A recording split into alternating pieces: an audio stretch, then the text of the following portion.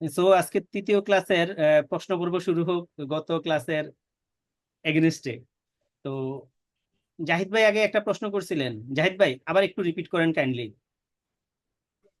জি দাদা, আমাকে যদি যে কোম্পানির ক্ষেত্রে যে কর বর্ষটা এবং আয় বর্ষটা এটা যদি একটু স্পেসিফিক ভাবে আমাদেরকে বলে দিতেন, তাহলে এটা আমার কাছে একটু ভালো ভালো হইতো আর কি। ঠিক আছে, এটা আমার একটু উলট পালট মনে হয় মাঝে মধ্যে।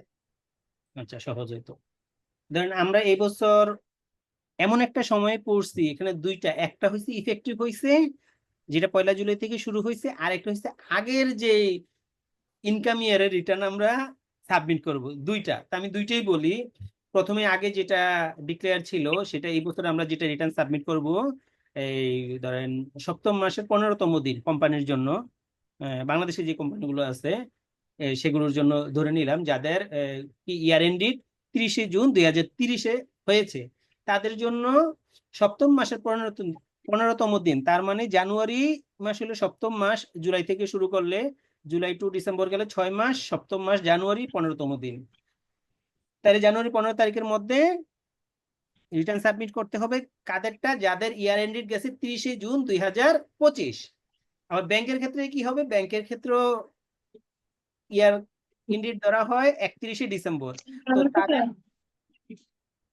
তাদের হইলো তাদেরও সপ্তম মাস ধরলে আসে 15ই জুলাই। তো আইনে আবার একটু আছে, নিয়ম বলে দিছে। সেটা হলো ওই যে 15ই সেপ্টেম্বরের পূর্বে যারা হবে তাদেরটা 15ই সেপ্টেম্বরে চলে যাবে, সেই হিসাবে তারা 15ই সেপ্টেম্বরে চলে যাচ্ছে। বাড়তি একটু সুবিধা পাচ্ছে, জুলাই আগস্ট সেপ্টেম্বর 2 মাস বেশি পাচ্ছে। এবং মাল্টি ন্যাশনাল প্রতিষ্ঠানের ক্ষেত্রেও সেম, তাদের যে ইয়ার এন্ডিড কাউন্ট করা হয় সেই সাথে এই এই টাইমটা ধরা হয়। তবে যদি 15ই সেপ্টেম্বর আগে পরের একটা ইস্যু আছে, সেক্ষেত্রে হইলো পরের বছরের 15ই সেপ্টেম্বরে গিয়ে পরে এটা আমরা 30শে সেপ্টেম্বরে যেটা কাউন্ট করব, সরি 30শে জুন পর্যন্ত যেই পিরিয়ডটা চলে গেছে সেটা কাউন্ট করব এই ক্ষেত্রে। তাহলে তিনটা ঘটনা ঘটে। একটা হলো আমরা বাংলাদেশের যে কোম্পানিগুলো ইয়ার এন্ডিড 30শে জুন ধরা হয় তাদের জন্য সপ্তম মাসের 15তম দিন পর্যন্ত কাউন্ট করবেন, এটা ট্যাক্স ডে হিসেবে, কারণ 30শে জুন পর্যন্ত ট্যাক্স ডে ছিল। এরপরেরটা পরে বলতেছি কারণ ট্যাক্স ডে আর এখন নাই। দ্বিতীয়ত হলো ব্যাংকের জন্য, সেটা একই, কিন্তু যদি সেপ্টেম্বর মাসের 15তম ডেটের একটা ইস্যু থাকে ওইটা আগে পরে হয়, তখন 15ই সেপ্টেম্বর চলে যায়। মাল্টিন্যাশনাল গুলোর ক্ষেত্রেও একই, আপনাদের জন্য একই। আপনাদের জন্য যদি 31শে মার্চ ধরা হয় আগে হইতেছে, সেটাও পরের বছরের 15ই সেপ্টেম্বর কাউন্ট করা হবে। আর এই অর্থ বছরে এসে, রানিং অর্থ বছরে এসে যেটা আইনটা পরিবর্তন হয়েছে, এখন বলছে যে সপ্তম মাসের পরিবর্তে সবার জন্য একই নিয়ম, নবম মাসের 15তম দিন। কারোর যদি 30শে জুন 2026 চলে যাবে, 26 লাস্ট ওয়ার্কিং ডে হয়, মানে লাস্ট ইয়ার এন্ডিড হয় 1 জুলাই থেকে 30শে জুন, তাদের জন্য নবম মাস। তাইলে আমরা July August September October November December January February, তারপরে 8 মাস, নবম মাস পড়তেছে মার্চ মাস, মার্চ মাসের 15তম দিন।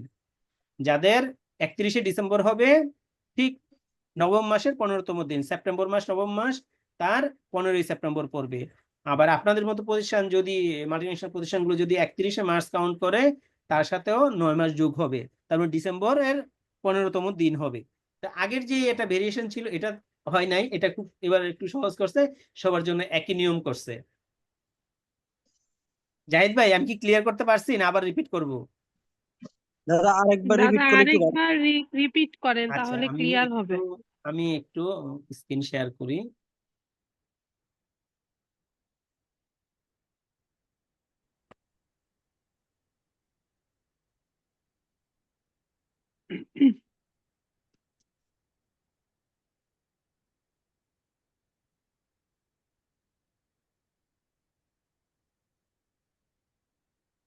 দাদা আদাব। আদাব ভাই। দাদা তাহলে সবার জন্য নবম নবম মাসের 15তম দিন এটা এখন জি কার্যকর। জি জি জি। ওকে দাদা। আমার স্ক্রিন দেখা যাচ্ছে আশা করি। জি জি দাদা।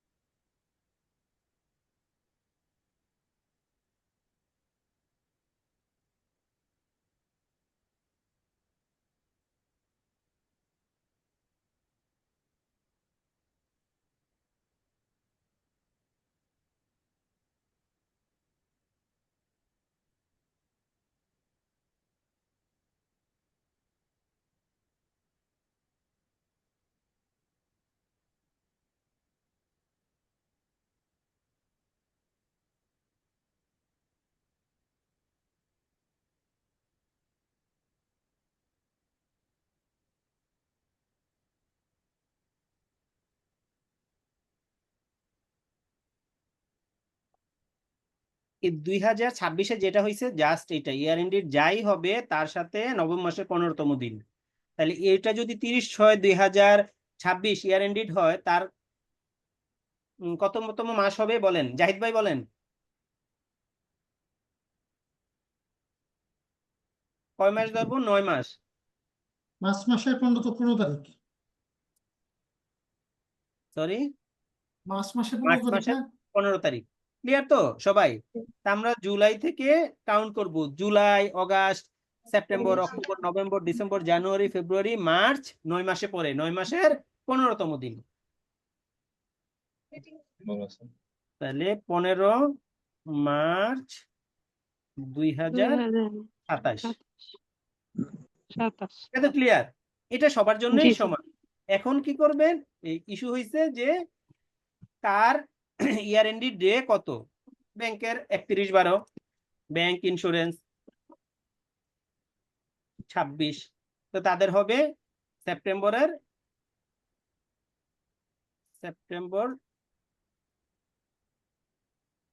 26।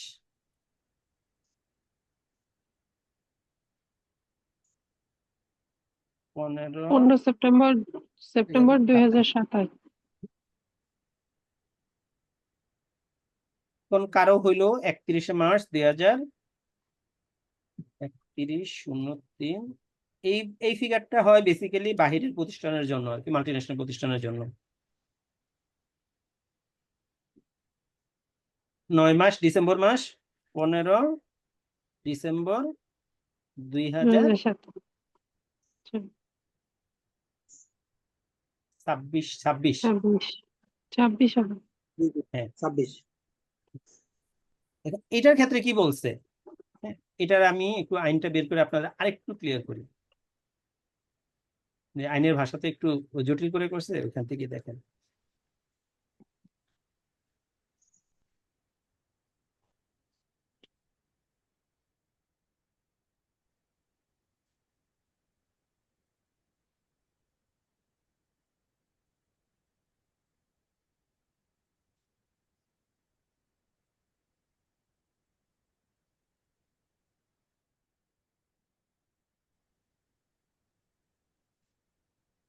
দাদা আমাদের কোর্স ম্যাটেরিয়ালস গুলো কি পরে একসাথে দিবেন নাকি? গত ক্লাসেরটা তো দিয়ে দিছি, এই ক্লাসটা শেষ করে দিতে চাই। আচ্ছা ঠিক আছে। দাদা একটু আগে দিয়ে দিলে আমরা হয়তো একটু প্রিন্ট করে হার্ড কপি সামনে নিয়ে বসলে মানে আরেকটু সুবিধা হতো। দেখেন যদি মানে কনসিডার করা সম্ভব হয়। আচ্ছা ঠিক আছে, নেক্সট ক্লাসে দিয়ে দেবো, আগে দিয়ে দেবো। জি, ঠিক আছে দাদা। 4 দিবস।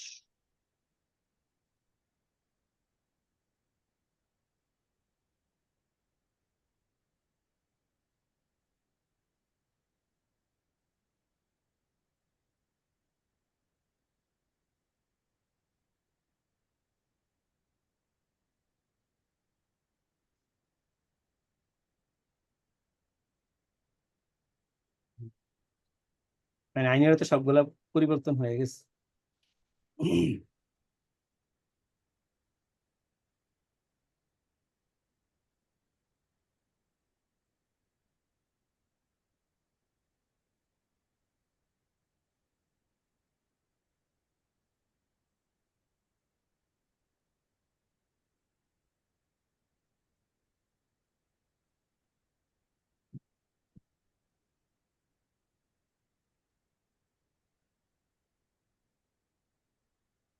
দিবস। কোম্পানির ক্ষেত্রে আয় বর্ষ সমাপ্তির পরবর্তী সপ্তম মাসের 15তম দিন, অথবা যেই ক্ষেত্রে উক্ত 15তম দিন সেপ্টেম্বর মাসের 15তম দিনের পূর্বের তারিখে পড়ে, সেই ক্ষেত্রে আয় বর্ষ সমাপ্তির পরবর্তী সেপ্টেম্বর মাসের 15তম দিন। ঠিক আছে, এই এলো কথার মায়ের পেস। যদি এটা এই আগের পরে তার পরের বছর গিয়ে সেপ্টেম্বর মাসের 15তম দিন হয়ে যাবে। 15 তো এই অন্য যাদেরটা আছে, যেহেতু ডিসেম্বর 31 ব্যাংকের ক্ষেত্রে 31/12/25, এটা হলো এই মায়ের পাশে হবে না, এটা চলে যাবে এটা এটা তো ক্লিয়ার, 15/01/26, এটা কি ক্লিয়ার প্রথমটা? জি জি জি জি দাদা, প্রথমটা ক্লিয়ার।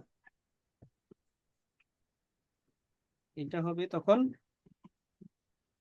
15/09/2026। 2026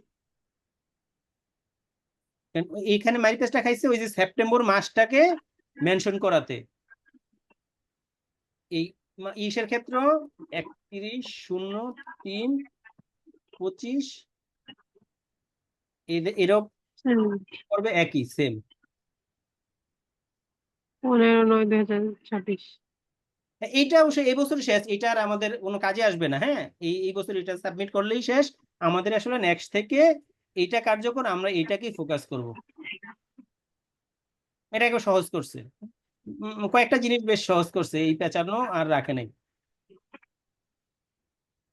তারপর আরেকজন কি জানি বলছিলেন, একটু আবার বলেন। দাদা ওইটা একটু স্ক্রিনশট একটু আমাদের গ্রুপে দেয়া দিলে একটু ভালো হতো। আচ্ছা, দিয়ে দিব না, ঠিক আছে। এটার আপনাদেরকে আর ই করা আছে তো, এটা আপনারা যদি এই ক্লাসটা দেখেন, এই ক্লাস আমি একটু বের করি। একটা উদাহরণ পর্যন্ত দেয়া আছে। হ্যাঁ,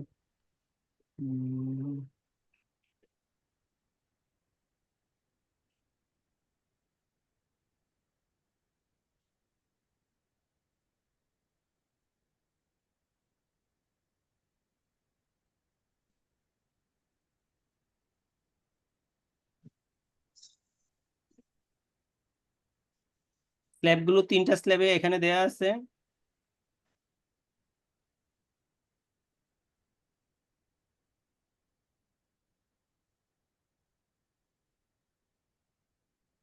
এই যে আয় বর্ষ, কর বর্ষ,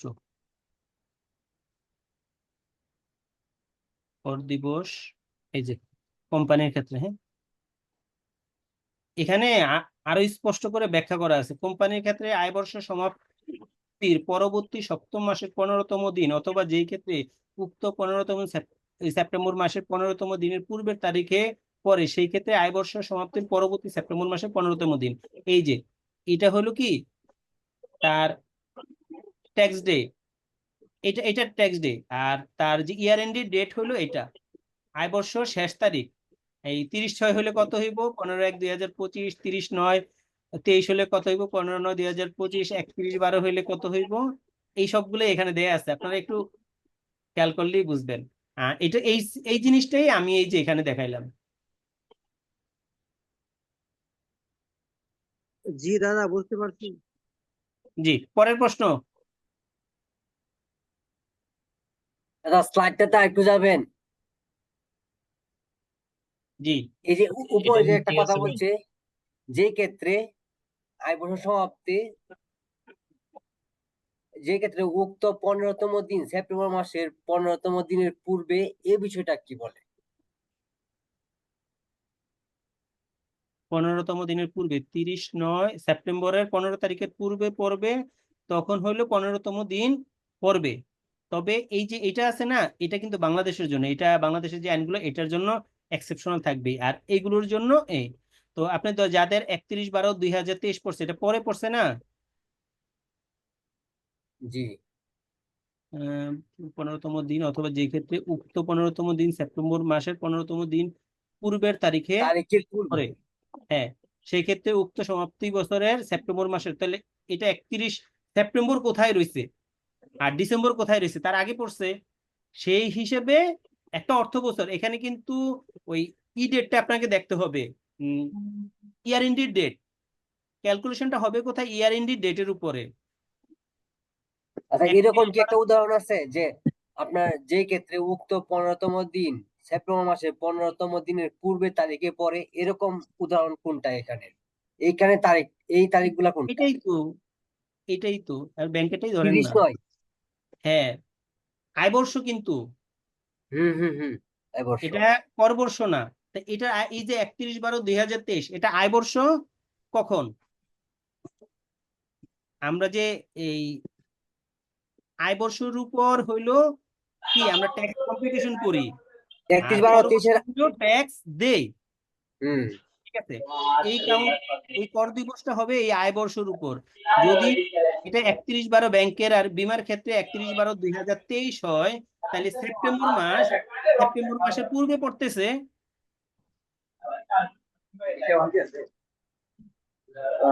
আচ্ছা আচ্ছা আচ্ছা আচ্ছা। সেপ্টেম্বর অনেক পরে না, এর পূর্বে পড়তেছে। এই পূর্বে পড়ার ফলে এই ডেটটা কাউন্ট হইছে, এই সেপ্টেম্বরের 15তম দিন। ওকে, নেক্সট প্রশ্ন, আরেকজন বলছিলেন কি জন্য আমি ভুলে গেছি। শাহিনুর ভাই বলছিলেন।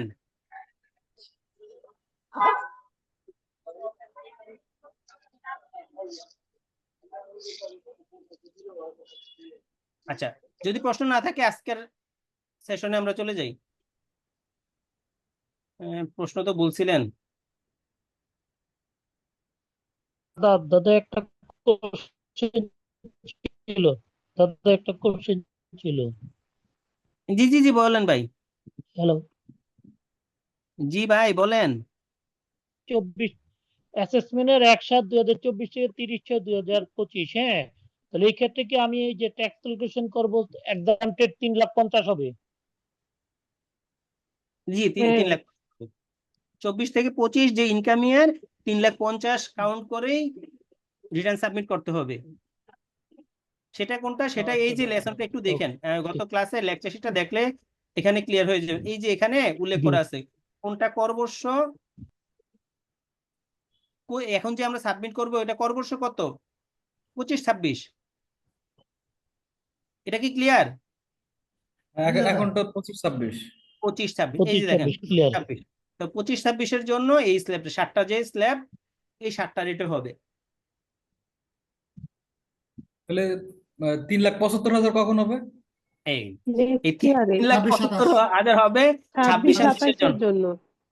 এইটা হ্যাঁ, এই 26-27-এর জন্য, এই মানে 26-27-এর পরবর্তী বছর, এটার পরবর্তী বছর। হ্যাঁ হ্যাঁ, তখন আবার 6টা স্ল্যাব, এই যেটা হলো স্ল্যাব 3,75,000 থেকে শুরু 0%, আর 5% স্ল্যাবটা নাই, ওটা উঠে দিছে। তারপর 3, 4, 5, 20 রিমেনিং 30%। তো এটা হওয়াতে কিন্তু ওই আমাদের ট্যাক্স পেয়ারদের উপর ট্যাক্সের বার্ডেন বেড়ে গিয়েছে। 5% বাদ দিয়ে দিছে দাদা। জি রাইট। আর এখানে নতুন যে সংযোজন হয়েছে, এই শব্দগুলো এই যে লাল করা, এইটুকু নতুন সংযোজন হয়েছে।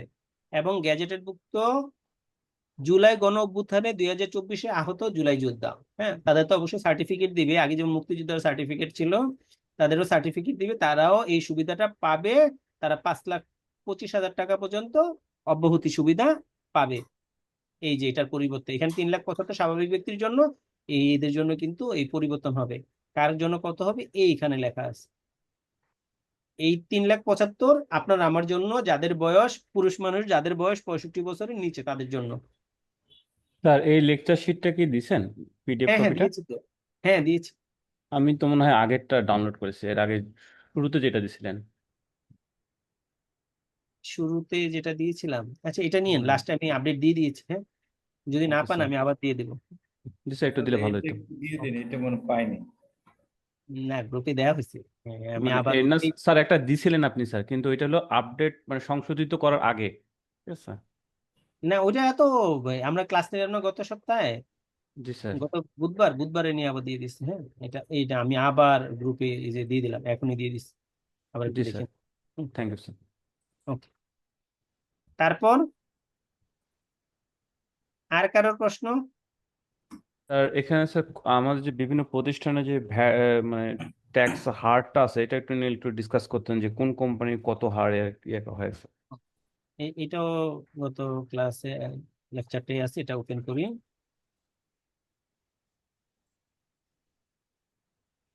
পাবলিক লিমিটেড এটারও কোম্পানি। পরিবর্তন আসছে, এটারও জি পরিবর্তন স্যার। আসছে, যে কোম্পানির হার। হ্যাঁ, ওইটা ঠিক নিচেই কোম্পানির হারটা আছে, কোম্পানির জন্য কর হার। আর এই বছর যে আরেকটা পরিবর্তন আসছে না, আগে যেমন এলাকা ওয়াইজ 3,000, 4,000, 5,000 ছিল, এই বছর কিন্তু ওই 3-4 নাই, সবার ফ্ল্যাট 5,000। আর প্রথম যারা রিটার্ন দিবে তাদের যদি ট্যাক্স নাও আসে, তাদেরকে ন্যূনতম 1,000 টাকা দিতে হবে। এবার এখানে থেকে একটা এবার কোশ্চেন, থেকে স্যার এখানে একটা কোশ্চেন আছে, যেমন একজন করদাতা তার অনলাইনে সাবমিট করছে কিন্তু তার জিরো রিটার্ন আসছে, ঠিক আছে?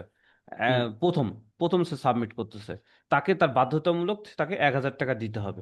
জি দ্বিতীয়বার রাইট। সে সাবমিট করতেছে কিন্তু তখন আবার জিরো আসছে, তখন কি 1,000 টাকা দিতে হবে? না না না। Okay sir.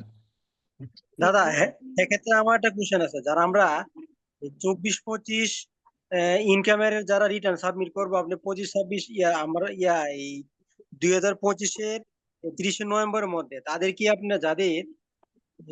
যাদের আপনি আমার ইনকামের উপর আমার ট্যাক্স আসবে, সাপোজ 100 টাকা 200 টাকা, তার কি আপনি 5,000 টাকা দিতে হবে? পুরাতন করদাতা, নতুন করদাতা কি আপনি? না না না না। এই ধরেন এই 100 টাকাও যদি আপনার ক্রস করে 50,100 হয়েছে, আপনার ধরেন এই 100 টাকার উপর 5% স্ল্যাবে 5 টাকা ট্যাক্স আসছে। হ্যাঁ, 3,50,100 আপনার জন্য ধরলাম। এই এখন আপনি থাকেন হইলো ধরেন একটা জেলা শহরে, যেটা সিটি কর্পোরেশন না, তার জন্য আপনাকে এখন 3,000 টাকা দিলেই হবে।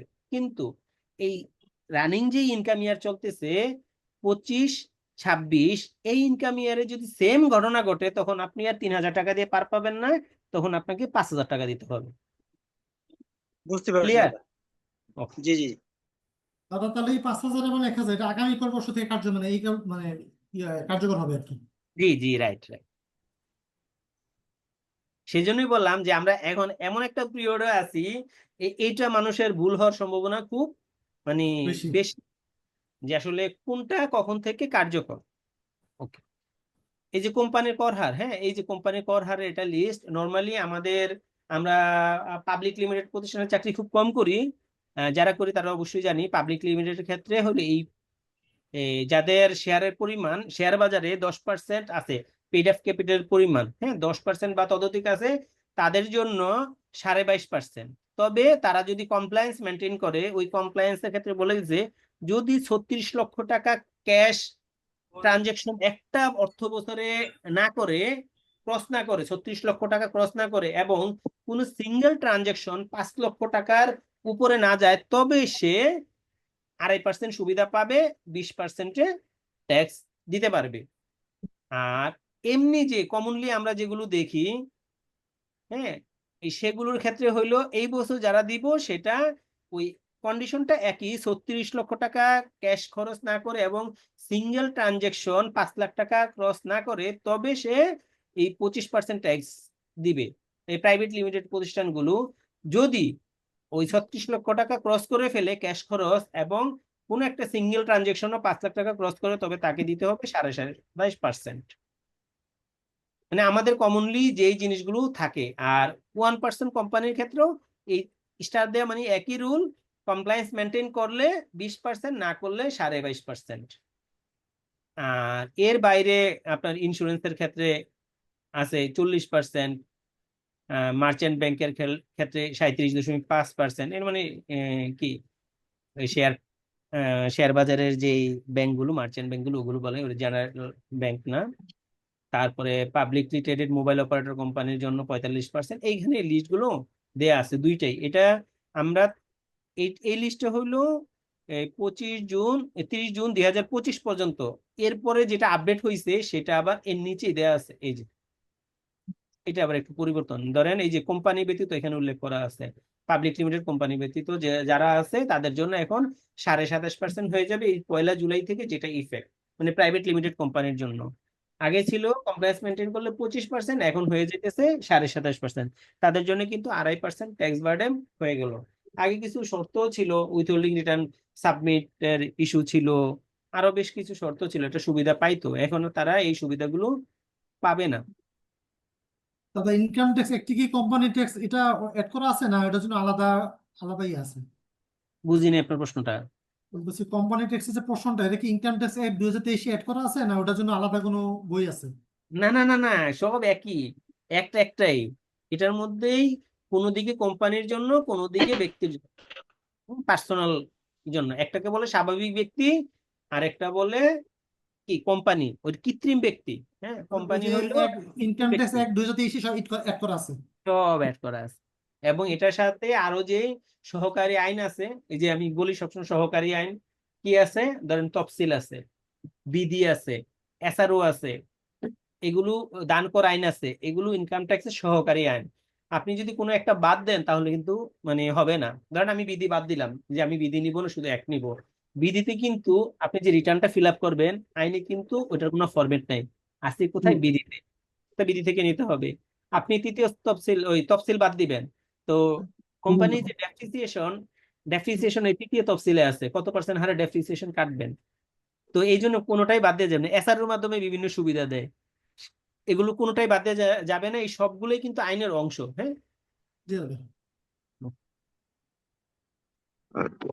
দাদা। দাদা আমার একটা কোশ্চেন ছিল, ওই জি। মিনিমাম ট্যাক্স 1,000 টাকা, এটা যদি আরেকটু আসলে বলতেন, যদি এটা এই আমরা লাস্টে যে ফিনান্সিয়াল ইয়ারটা শেষ করলাম এটার জন্য না, এটা আমি বুঝতে পারছি, কিন্তু আমাদের এই যে রানিং যে ফিনান্সিয়াল ইয়ারটা শুরু হলো, এটা পরবর্তী কর বছর থেকে সেটা প্রযোজ্য হবে, বাট 1,000 টাকার ব্যাপারটা একটু যদি একটু বলতেন আর কি, যেটা কার আপনি জন্য কি আগে, লাগবে হ্যাঁ বুঝতে পারছি, আপনি কি আগে ইনকাম ট্যাক্স রিটার্ন সাবমিট করেছেন?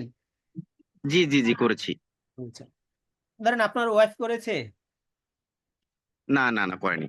আচ্ছা, ধরেন আপনার ওয়াইফ আগামী বছর সাবমিট করবে, আপনার ওয়াইফ কিছুই করে না, ঠিক জি। আছে, সাবমিট করবে। তো করতে গেলে এই আপনার ওয়াইফের জন্য এটা প্রযোজ্য, যে কোনো ট্যাক্স আসে নাই, তখন তাকে জিরো 1,000 রিটার্ন যেটা বলি টাকা, আমরা।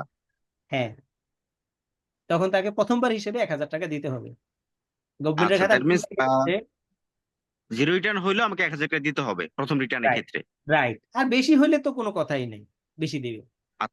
আচ্ছা, এটা ন্যূনতম। ওকে, বুঝতে পারছি। ওকে, থ্যাংক ইউ দাদা। Thank you. আচ্ছা ভাই, একটা প্রশ্ন ছিল। জি। আপনার আয়কর অধ্যাদেশ আপনার ওই 1984 বিধিমালা, যেটা কি ওটা কি আমাদের এখানের সাথে এখন লাগবে বিধিমালাটা, না যেটা আমাদের পরীক্ষার না, মধ্যে ওটা ছিল আর আপডেট কি? হয়ে গেছে, 23-এ বিধিমালা আপডেট হয়ে গেছে। এত আগে লাগতো, ওই শুরুতে লাগতো, এখন আর লাগে না। আচ্ছা আচ্ছা, তাহলে 23-টা আলাদাভাবে আসছে না এখন নতুন ভাবে? হ্যাঁ হ্যাঁ, আলাদা আসছে। ও আচ্ছা আচ্ছা, ঠিক আছে। জি।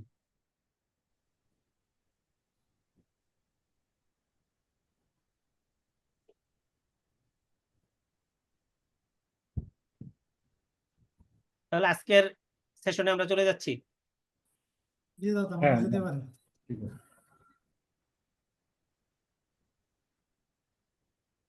ওই গত সপ্তাহ দাদা বলছিল যে আমরা জানতে চাই আমাদের সাথে যারা কাজ করবে তাদের কি পাওয়ার, কার কোথায়, মানে ট্যাক্স অথরিটির পাওয়ার কার কোনটা, আমাদের সাথে কাজ করতে আসলে তাদেরকে তো জানা দরকার। তো এটাই জি হলো দাদা। এর আজকের যে টপিকস গুলো আছে, এর মধ্যে একটা হলো কর প্রশাসন, ট্যাক্স অথরিটি, তারপরে হলো কর আপিল ট্রাইব্যুনাল, তারপরে হলো আয়কর আরোপ। এটা একটা অংশ, এটা আমরা নেক্সটে আরো বেশি ডিসকাশন করব, মানে একবারে শেষে গিয়ে, যে আসলে প্রসেস গুলো কিভাবে হয়। আজকে একটু রিভিউ নিব, আর তারপরে হলো কর আরোপটা কিভাবে হয়। এই 3টা পার্ট থাকবে আজকের সেশনে। তো প্রথমে আয়কর কর্তৃপক্ষ। আয়কর কর্তৃপক্ষের ক্ষেত্রে এখানে 2টা ভাগ করা আছে, একটা হলো প্রশাসনিক বিভাগ, একটা হলো বিচার বিভাগ। তো রিসেন্টলি আমরা ওই যে এনবিআর এর অনেক মানে গ্যাঞ্জাম শুনেছি, যে অনেক অনেক কিছুই হয়েছে। শাটডাউনও ছিল 2 দিন, এবং এই শাটডাউনকে কেন্দ্র করে এই চট্টগ্রাম কাস্টমস এর যে কমিশনার ছিল, ওনার চাকরিও চলে গিয়েছে, বরখাস্ত করা হয়েছে ওনাকে এই শাটডাউনকে কেন্দ্র করেই। তো এই যে এটা তাহলে তাকে আসলে বরখাস্তটা করলো কে, এরকম ইস্যু আসতে পারে। ওই এটাই, এটা অ্যাডমিন ডিপার্টমেন্ট আছে, হ্যাঁ, এনবিআর এই অ্যাডমিন ডিপার্টমেন্টই আসলে এই বিষয়গুলো করে। তারপরে আমাদের যে আইটিপি পরীক্ষা হইলো, এটা ফর একাডেমি আছে, বিসিএস ফর একাডেমি। তো একাডেমির জনবল খুবই কম, বাকিগুলো আসলে করে কে, এই এনবিআর এর অ্যাডমিন ডিপার্টমেন্টই করে, কারণ এত লোকের প্রসেস এই অল্প জনবল দিয়ে হয় না। তো অ্যাডমিন মানে প্রশাসনিক বিভাগ, আর একটা হলো বিচার বিভাগ। এই বিচার বিভাগটা হলো আমাদের কি জজ কোর্টের, হাইকোর্টের মতো বিচার বিভাগ না, এটা শুধু এনবিআর এর জন্যই একটা বিচার বিভাগ। তো এখানে মোটামুটি বেসিক্যালি 3টা স্তর, একটা উচ্চ স্তর, একটা মধ্যম স্তর, একটা নিম্ন স্তর। এই 3টা স্তরে ভাগ করা। উচ্চ স্তরে আছে এনবিআর স্বয়ং, যেখানে প্রশাসনিকভাবে তারা সকল কার্যক্রম পরিচালনা করে, আর একটা হলো বিচার বিভাগ। হ্যাঁ, এই 2টা। আর মধ্যম স্তরে আছে মুখ্য কর কমিশনার মানে চিফ কমিশনার অফ ট্যাক্সেস একজন আছে, তারপরে আছে মহাপরিচালক ডিরেক্টর জেনারেল অফ ইন্সপেকশন, হ্যাঁ, পরিদর্শনের। এখানে একটু ভাগ আছে। তো কখনো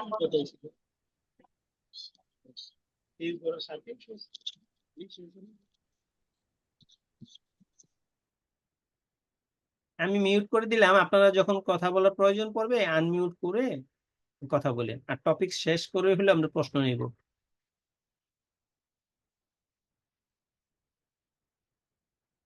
তো চিফ কমিশনার অফ ট্যাক্সেস সবার উপরে থাকে। দেন এগুলো ভাগ আছে, কয়েকটা আছে মহাপরিচালক, কয়েকটা আছে কর কমিশনার। তো তিনটা ক্ষেত্রে আছে মহাপরিচালক, এদের র্যাঙ্কিং কিন্তু কমিশনার লেভেলের, কিন্তু ওই যে ভাগ করা, কখনো হইলো ডিজি, কখনো হইলো কমিশনার। এই কখন কোনটা, ইন্সপেকশনের জন্য হইলো মহাপরিচালক মানে ডিরেক্টর জেনারেল অফ ইন্সপেকশন, তারপরে কর কমিশনার বৃহৎ করদাতা ইউনিটের জন্য সে আবার কমিশনার আছে, মহাপরিচালক। এগুলো নামে পার্থক্য, ওনাদের পদাধিকার বলে কিন্তু ক্ষমতা এক। হ্যাঁ, ডিজির যা কমিশনারেরও তা। আর কমিশনার অফ ট্যাক্সেস আর হইলো এই কেন্দ্রীয় গোয়েন্দা সেল, তারপরে যে প্রশিক্ষণ কর একাডেমি, যেটা একই মহাপরিচালক। এই পাঁচটা আছে কমিশনার র্যাঙ্কিং এর। আর তাদের উপরে হইলো ছয়টা, 1 2 কর কমিশনার 3 4 5 6। আর তার উপরে উপরে হইলো চিফ কমিশনার, এরপরে 6টা র্যাঙ্ক হলো কমিশনার। র্যাঙ্ক এক আবার একটু ক্লিয়ার করি, কোথাও ডিজি ইউজ করে, কোথাও হলো কমিশনার ইউজ করে, বাট সবার লেভেলেই কমিশনার বলতে পারেন, ডিজিও বলতে পারেন, সবার সমান র্যাঙ্কিং এ। এরপরে আসে অতিরিক্ত কর কমিশনার। আমরা যদি র্যাঙ্কিং গুলো দেখি, কমিশনার, এডিশনাল কমিশনার, তারপরে জয়েন্ট কমিশনার, তারপরে ডেপুটি কমিশনার, তারপরে অ্যাসিস্ট্যান্ট কমিশনার, এইভাবেই হলো উঠতে থাকে এই যে র্যাঙ্ক গুলো আছে।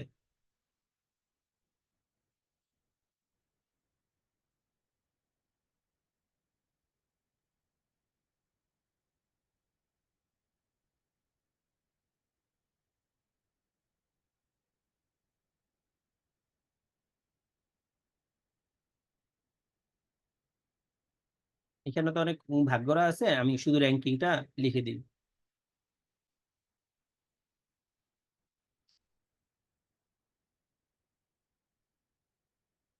কমিশনার অফ ট্যাক্সেস,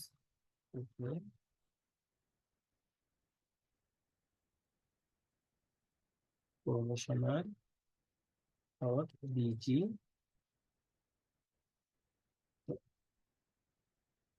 ডিভিশনাল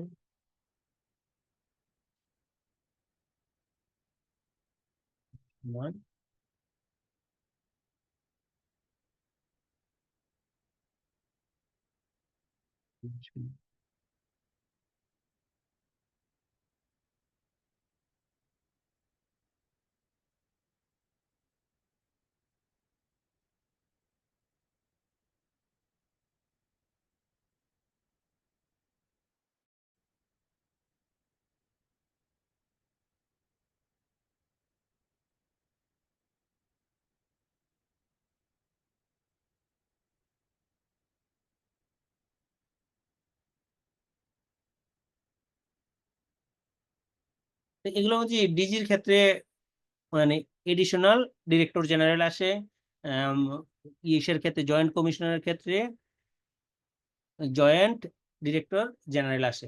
এইভাবে একটু পার্থক্য হয়। বেসিক্যালি যদি আমরা দেখি এই হলো তাদের ranking, assistant commissioner, deputy commissioner, joint commissioner, additional commissioner, commissioner, এভাবেই আসে।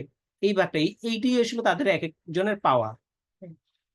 এখন আসেন তাদের কে কোথায় অবস্থান করে।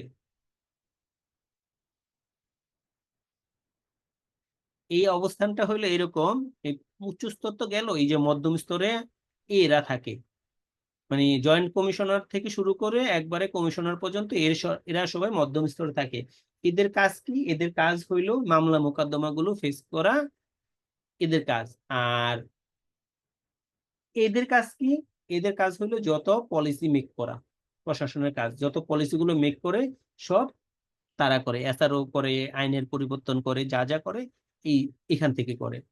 আর নিম্ন স্তরের কাজ কি, উপকর কমিশনার থেকে শুরু করে একবারে ইন্সপেক্টর, ওই রেভিনিউ অফিসার ইন্সপেক্টর, তারা তারা হইলো ওই যে রিটার্ন সাবমিট করে, এগুলা কম্পিটিশন করে ঠিক আছে কিনা, কোনো মামলা মোকদ্দমা হইলে তারা এগুলো দিয়ে দেয়। এরপরে হইলো তারা এখানে পর্যন্ত যদি সমাধান না হয় তার উপরের পর্যায়ে এগুলো নিয়ে চলে যায়। তো এখানে একটা আছে এলটিইউ। এলটিইউ কি, লার্জ ট্যাক্স পেয়ার ইউনিট, আর সিআইসি সেন্ট্রাল ইন্টেলিজেন্স সেল, এই দুইটা নোট এখানে আছে, এখানে সংক্ষেপে দেয়া আছে, আইনেও সংক্ষেপে দেয়া আছে। এই দুইটার এলাবোরেশন হলো এটা সিআইসি। এই আয়কর কর্তৃপক্ষের কাজের ব্যাখ্যা, কে কি কাজ করে। এই যে যেটা বললাম যে উচ্চ স্তরে যারা আছে, সে নীতি নির্ধারক, এক কথায় তারা আইন প্রস্তুত করে, সংশোধন করে, সার্বিক তদারকি করে সবকিছু ঠিকভাবে কাজ হচ্ছে কিনা। মধ্যম স্তরে পণ নির্ধারণ, মূল্যায়ন, পরিদর্শন, আপিল পর্যায়ের কাজগুলো করে, মানে মামলা মোকদ্দমা যা আছে আসলে এইগুলোর সমাধান এই পর্যায় থেকেই করে। নিম্ন স্তরে কি করে, এই যে ফাইল পরীক্ষা করে, রিটার্ন যাচাই করে, তথ্য সংগ্রহ করে, কর আদায় করে। এই যে কর নির্ধারণ করে, ডিসিটি কিন্তু কর নির্ধারণ করে মধ্যম স্তরেরই, এবং তারা মামলা দেয়, কিন্তু এগুলো সলিউশন এই পর্যন্ত না হইলে এখান থেকে চলে যায়। সামনে আমরা দেখবো কিভাবে এই মামলা মোকদ্দমার প্রসেস গুলো হয়। আর এই যে আংশিক বিচারক, আমরা ট্রাইব্যুনাল বলি না, আপিল, এই অংশটা উপরের আংশিক বিচার বিভাগ, এটা এই জজ কোর্টের মতো না, হাইকোর্টের মতো না, এটা আংশিক একটা বিচার কার্যালয়, শুধুমাত্র এই ট্যাক্স সংক্রান্ত যে ইস্যুগুলো আছে এর সমাধানই এখানে হয়, এবং ব্যাটের ক্ষেত্রেও সেম। একটা উদাহরণ দিয়ে দিছি, ধরেন ব্যক্তি করদাতার ক্ষেত্রে জনাব কাদের সাহেব একজন চাকরিজীবী। কাদের সাহেব 2023-24 করবর্ষে আয়কর রিটার্ন দাখিল করেন। রিটার্ন যাচাইয়ের দায়িত্ব পড়ে সহকারী কর কমিশনার। একটা ডিসিটি যে বলি, সার্কেলের যে হেড, সে সহকারী কর কমিশনারও হইতে পারে, ডেপুটি কর কমিশনারও হইতে পারে। ওনার পদাধিকার যেটাই হোক, সে ওই সার্কেলের ইনচার্জ।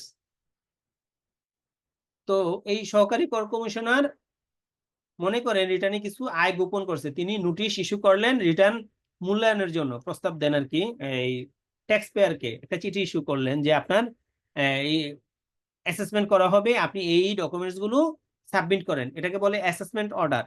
অ্যাসেসমেন্ট অর্ডার দেওয়ার পরে তার কাছে একটা চিঠি দেয়, এই চিঠিটা পাওয়ার পরে করদাতা যে সকল ডকুমেন্টস এখানে চাওয়া হয় সেই সকল ডকুমেন্টস কি সাবমিট করে ডিসিটির বরাবর।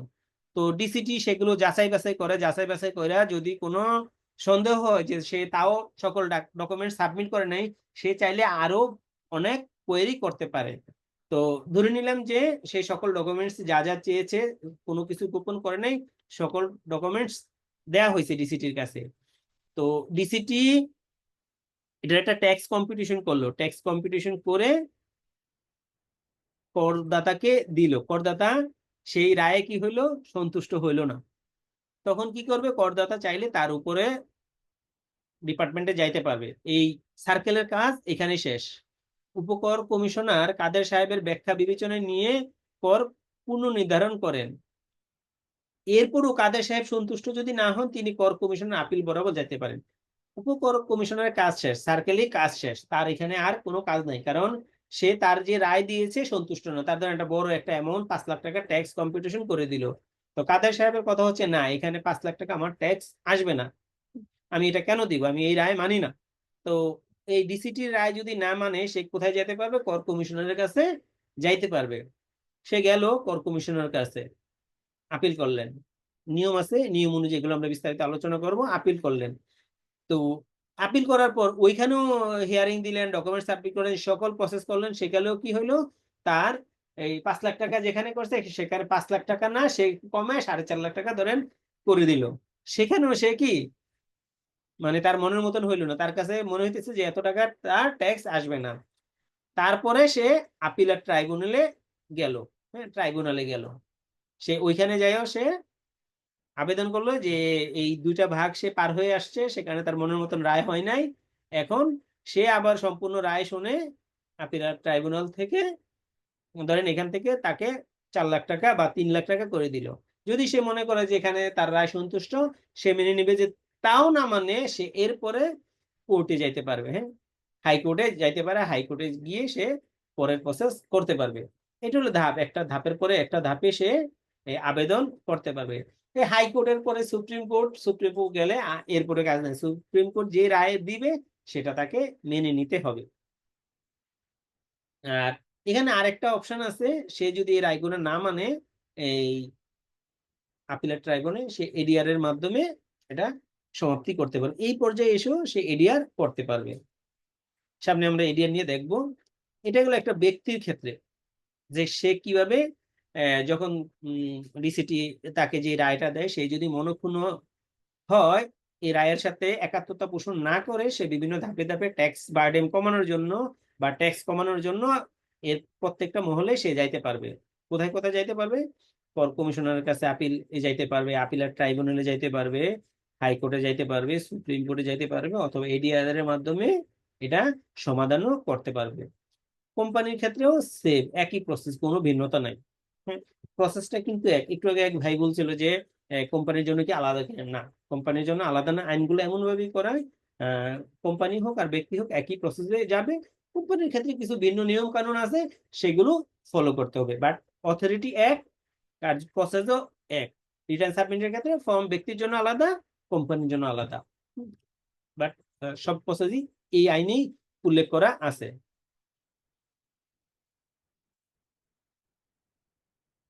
কর আপিল ট্রাইব্যুনালের কাঠামো ও কার্যপ্রণালী, এই আপিল ট্রাইব্যুনাল কিভাবে এটা হলো প্রসেস করে।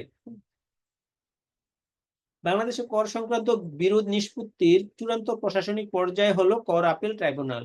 এটি এক ধরনের কি একটা জুডিশিয়াল বডি। এটি আদালতের মতোই বিচার, কিন্তু সরাসরি আদালত নয়। ট্রাইব্যুনাল মানে ইনকাম ট্যাক্স অথরিটির এই পর্যন্তই তার সীমাবদ্ধ, এরপরে তার কোনো আর মানে উপরে পাওয়ার নাই। এখানে যদি কোনো সমাধান না হয়, যাইতে হবে সরাসরি কোর্টে। এনবিআর এর অথরিটি এই পর্যন্তই আছে, এরপরে আর কোনো পাওয়ার তাদের নাই। এরপরে হলে যাইতে হবে কোথায়? কোর্টে। এখানে শুধুমাত্র কি ট্যাক্স সংক্রান্ত জটিলতা সমাধান হয়, কোনো মানুষের জটিলতা এখানে আসে না। আর এই অথরিটিটা শুধুমাত্র ইনকাম ট্যাক্স এর জন্য, ভ্যাটের জন্য আলাদা আছে এবং কাস্টমস এর জন্য আলাদা আছে। ট্রাইব্যুনালটা কিভাবে গঠন হয়? ট্রাইব্যুনালে সাধারণত দুইজন সদস্য থাকে। দুইজনের মধ্যে একজনকে এনবিআর এর মেম্বার হইতে হয়, আর একজন অন্য কোনো র্যাঙ্কিং এর হইতে পারে। কি এনবিআর এর সাবেক কমিশনার হইতে পারে, জেলা জজ হইতে পারে, এনবিআর এর সাবেক মেম্বারও হইতে পারে, কর আইনজীবী হইতে পারে, ওই যে 10 বছর অভিজ্ঞতা, চার্টার্ড অ্যাকাউন্টেন্ট হইতে পারে, কস্ট ম্যানেজমেন্ট অ্যাকাউন্টেন্ট হইতে পারে। এই 5 জনের যে কোনো একজন হবে। আর বর্তমানে প্রেজেন্ট আছে এমন একজন মেম্বার হইতে হবে। তারা এই ট্রাইব্যুনালটা গঠন করবে, গঠন করে একটা মামলা নিষ্পত্তি করবে। ট্রাইব্যুনালটা হয় বেঞ্চ আকারে, যেখানে দুইজন থাকে। এখন এমন হইতে পারে যে যখন দুইজন বেঞ্চের হয়, একজন মনে করলো যে কোনো একটা মামলার ক্ষেত্রে 3 লাখ টাকা, আরেকজন মনে করলো যে না 4 লাখ টাকা। হ্যাঁ, তখন কি হবে? তখন তারা কি আরেকজন নিয়োগ দিতে পারবে, আরেকজন নিয়োগ দিয়ে সেই তৃতীয় পক্ষ যেটা ডিসাইড করবে সেটাই হবে। তখন সংখ্যাগরিষ্ঠতার ভিত্তিতে চলে যাবে। একটা উদাহরণ দেওয়া আছে, আপনারা একটু দেখে নিন। যে 15 লক্ষ টাকার মামলা, 12 লক্ষ টাকা আসলো, তারপরে পরের ভাগে 10 লক্ষ টাকা আসলো, এসে তখন যে যে রায়টা দিবে, এই যে যেটা বললাম 15 লক্ষ টাকা, একজন বললো 12 লক্ষ টাকা, একজন বললো 10 লক্ষ টাকা, তৃতীয় পক্ষ বললো যে 10 লাখ টাকা হবে, এইটাই তখন প্রায়োরিটি পাবে। তার ট্যাক্স লাইবিলিটি হবে ট্যাক্স পেয়ারের 10 লাখ টাকা। তৃতীয় পক্ষ যেটা রায় দিবে তখন হলো সংখ্যাগরিষ্ঠতার ভিত্তিতে চলে যাবে। এডিআর বিকল্প বিরোধ নিষ্পত্তি, অল্টারনেটিভ ডিসপিউট রেজলিউশন। এটা কখন করা যায়? ধরেন ডিসিটি একটা নির্ধারণ করে দিল, একটা ট্যাক্স পেয়ারের ট্যাক্স 5 লাখ টাকা, তারপরে কর কমিশনারের কাছে আপিল করলো, সে সেটা নির্ধারণ করে দিল 4.5 লাখ টাকা। তো ওইখানে এই ট্যাক্স পেয়ার কি আরো কয়েকজনের কাছে তার ফাইলটা দেখাইলো, ট্যাক্স লয়ারের কাছে, যেটা কি আর কমা সম্ভব আছে কিনা। কারণ ডিসিটি যেহেতু 5 লাখ টাকা নির্ধারণ করে দিছে এবং কর কমিশনার এখানে হলো 50,000 টাকা কমাইছে, আমি যদি আরো উপরের দিকে যাই এটা আমার আরো কমার সম্ভাবনা আছে কিনা, তারা নিজের একটা ডিসকাশন করলো। দেখলো যে না কমার সম্ভাবনা আসলে নাই, তাহলে তার শুধু শুধু অত উপরে যায় লাভ নাই, এখানে করে ফেলতে পারে। কিন্তু যদি বলে যে না আসলে আপনি আরো কমাইতে পারবেন, তবে আপনি যদি আপিলেট ট্রাইব্যুনালে যান আপনার খরচ অনেক বেশি হবে। হ্যাঁ, তো আপনি যদি এডিআর এর মাধ্যমে যান আপনার খরচ কম হবে, কম সময়ে এই জিনিসটা সমাধান হয়ে যাবে, তখন সে এখানে যাইতে পারে। আবার এমনও হইতে পারে আপিলেট ট্রাইব্যুনালে গিয়ে তার 4 লাখ টাকা নির্ধারণ হইলো, বা নির্ধারণ হইলো না, ওই 4.5 লাখ টাকাই থাকলো, তখন কি হবে? তখনও সে চাইলে ওই যে হাইকোর্টে যাইতে পারে, তার কনফিডেন্স আসে যে এটা কমবে, হাইকোর্টে যাইতে পারে, হাইকোর্টে গেলে তারও কি খরচ অনেক বেশি, তখন সে আবার চাইলে এই এডিআর এ আসতে পারে। এডিআরটা কি? এডিআরটা সহজেই এটা সমাধান হতে পারে, এখানে খরচ অনেক কম, দুই পক্ষের ট্যাক্স পেয়ার এবং ট্যাক্স অথরিটি দুই পক্ষের লোক থেকে এটা সমাধান করতে পারে। তো এটা সহজেই সমাধান হয়ে যায়, দুই পক্ষের যে চূড়ান্ত রায় হয় ওই রায় মেনে নিলে এটা এখানে ট্যাক্স দিয়ে এটা সমাধান করে ফেলে। ওই হাইকোর্টের ক্ষেত্রে যে প্রসেস, যে লম্বা প্রসেস, সময় বেশি লাগে, হ্যাঁ, টাকা পয়সা খরচও বেশি হয়, এডিআর এর ক্ষেত্রে এই জিনিসগুলো হয় না, খুব অল্প সময়ের মধ্যেই এই একটা মামলা নিষ্পত্তি করা যায়।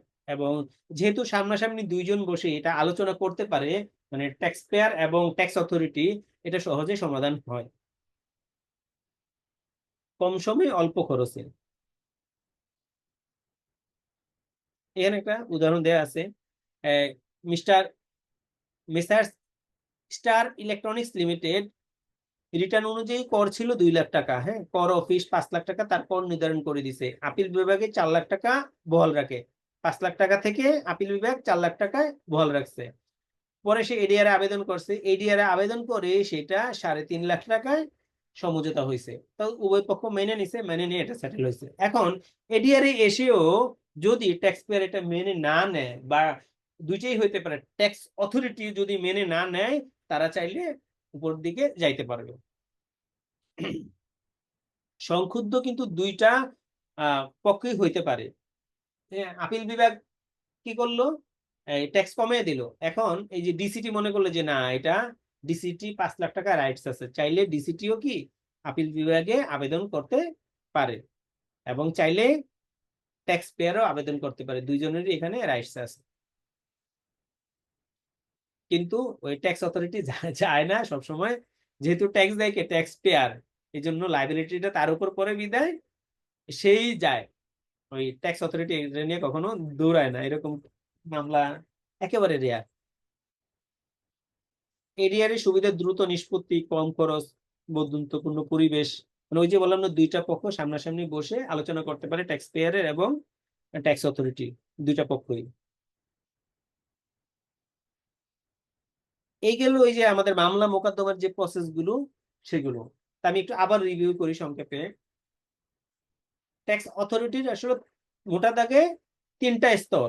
একটা উচ্চ স্তর যেটা এনবিআর, এনবিআর কি করে? নীতি নির্ধারণ করে। তারপর মধ্যম স্তর জয়েন্ট কমিশনার থেকে শুরু করে একবার মুখ্য কমিশনার পর্যন্ত, তারা কি? তারা বেসিক্যালি মামলা মোকদ্দমাগুলোই করে থাকে। নিম্ন স্তর এখান ডিসিটি পর্যন্ত থাকে, তারা এই যে রিটার্ন গুলো গ্রহণ করে, রিটার্ন গুলো অ্যানালাইসিস করে এবং ট্যাক্স ইমপ্লিমেন্ট করে প্রাথমিকভাবে এই অথরিটি। তারপরে যখন কোনো মামলা মোকদ্দমার ইস্যু এসে পড়ে, কি অ্যাসেসমেন্ট থেকে শুরু করে। আগে তো দুইভাবে রিটার্ন সাবমিট করা যেত, একটা সেলফে রিটার্ন সাবমিট করা যেত, আর একটা নর্মালি রিটার্ন সাবমিট করা যেত। তো সেলফে কোনটা? সেলফে হলে আমি রিটার্ন যেটা দিছি সেটাই সঠিক, এই মর্মে আমি দিয়ে দিছি।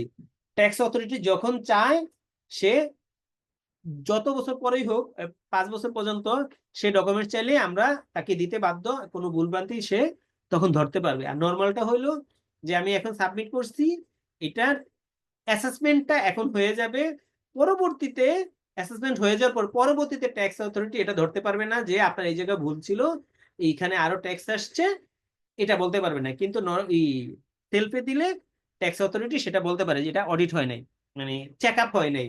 আর নর্মালি দিলে চেক আপ হয়, হওয়ার পরে ট্যাক্স জমা হয়। আর সেলফেরটা, আবারও বলছি, সেলফেরটা হলে আমি এখন ঘোষণা দিচ্ছি, আমি যেটা দিচ্ছি সেটাই ট্যাক্স অথরিটি, এটা নিয়ে কোনো মাতামাতি করে নাই, কোনো চেক করে নাই, কিছুই করে নাই। যখন ট্যাক্স অথরিটি এটা খুঁজে বের করবে যেখানে এই সমস্যা আছে, আপনাকে তখন দিতে হবে। নরমালি হইলে এই ট্যাক্স অথরিটির সেই এখতিয়ার থাকতো না, আগেই চেক করে রিটার্ন জমা নিয়ে নিত, কত টাকা ট্যাক্স আসছে সেটা তারা বের করে নিত। ওই ফাইল আর অডিটে কখনো পড়ে না, নর্মালের ফাইল আর অডিটে পড়ে না, কিন্তু সেলফ হেল্প ফাইল অডিটে পড়ে। এইটুকু হলো বেসিক পার্থক্য। তো এই সেলফে দেওয়ার পরই আপনার এই প্রসেস গুলো আসে, নর্মালি দিলে আর এই প্রসেস আসে না, কারণ আগেই তো এই অডিটের কাজ শেষ হয়ে যায়। তো যখন ডিসিটি কোনো চিঠি দেয় আপনাকে অ্যাসেসমেন্টের জন্য, ডকুমেন্ট সাবমিটের জন্য, তারপরে কি করে অ্যাসেসমেন্ট অর্ডার হয়, যেখানে আপনাকে কি একটা ট্যাক্স বসিয়ে দেয়। যদি আপনার ওই ট্যাক্সের সাথে সংক্ষুব্ধ হন, আপনি তার সাথে সেই যে 5 লাখ টাকার ট্যাক্স নির্ধারণ করেছে সেটার সাথে আপনি একমত না হন, ধাপে ধাপে আপনি বিভিন্ন স্তরে যেতে পারবেন। প্রথমে আপনি কর কমিশনারের কাছে যেতে পারবেন, তারপরে হলো আপিল বিভাগে যাইতে পারবেন, তারপরে আপিলার ট্রাইব্যুনালে যেতে পারবেন। তারপরে এই 3টা ধাপেও যদি আপনি সমাধান না পান, আপনি হাইকোর্টে যাইতে পারবেন, আপনি সুপ্রিম কোর্টে যাইতে পারবেন, মাঝখানে আরেকটা আছে এডিআর, এখানেও যাইতে পারবেন। এই মোটামুটি 6টা স্টেজ আছে যেখানে আপনি গিয়ে আপনার মামলাটার সমাধান করতে পারবেন।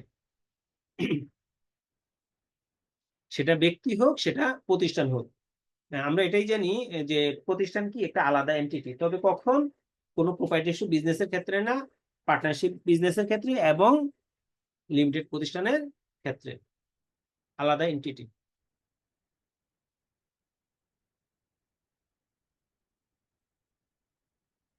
আমার এই মামলা মোকদ্দমা এবং ট্যাক্স অথরিটি টপিকস আলোচনা হইলো।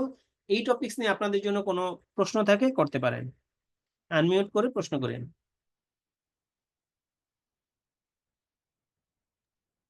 দাদা জি, বলছিলাম যে আমরা যখন ওই যে ডিসিটি স্যারের মানে একটু জোরে বলেন। ডিসিটি স্যারের আদেশের বিরুদ্ধে যখন সংক্ষুব্ধ হই, তখন তো আমরা কমিশনার স্যারের কাছে যাই আপিল করার জন্য, হ্যাঁ। মানে আপিল কমিশনার, হ্যাঁ, তাই না? আমরা কি ইচ্ছা করলে পারতাম না যে কর কমিশন মানে কর অঞ্চলের মধ্যে তো মানে প্রত্যেকটা কর অঞ্চলে তো একজন করে কমিশনার স্যার আছে, তাই না?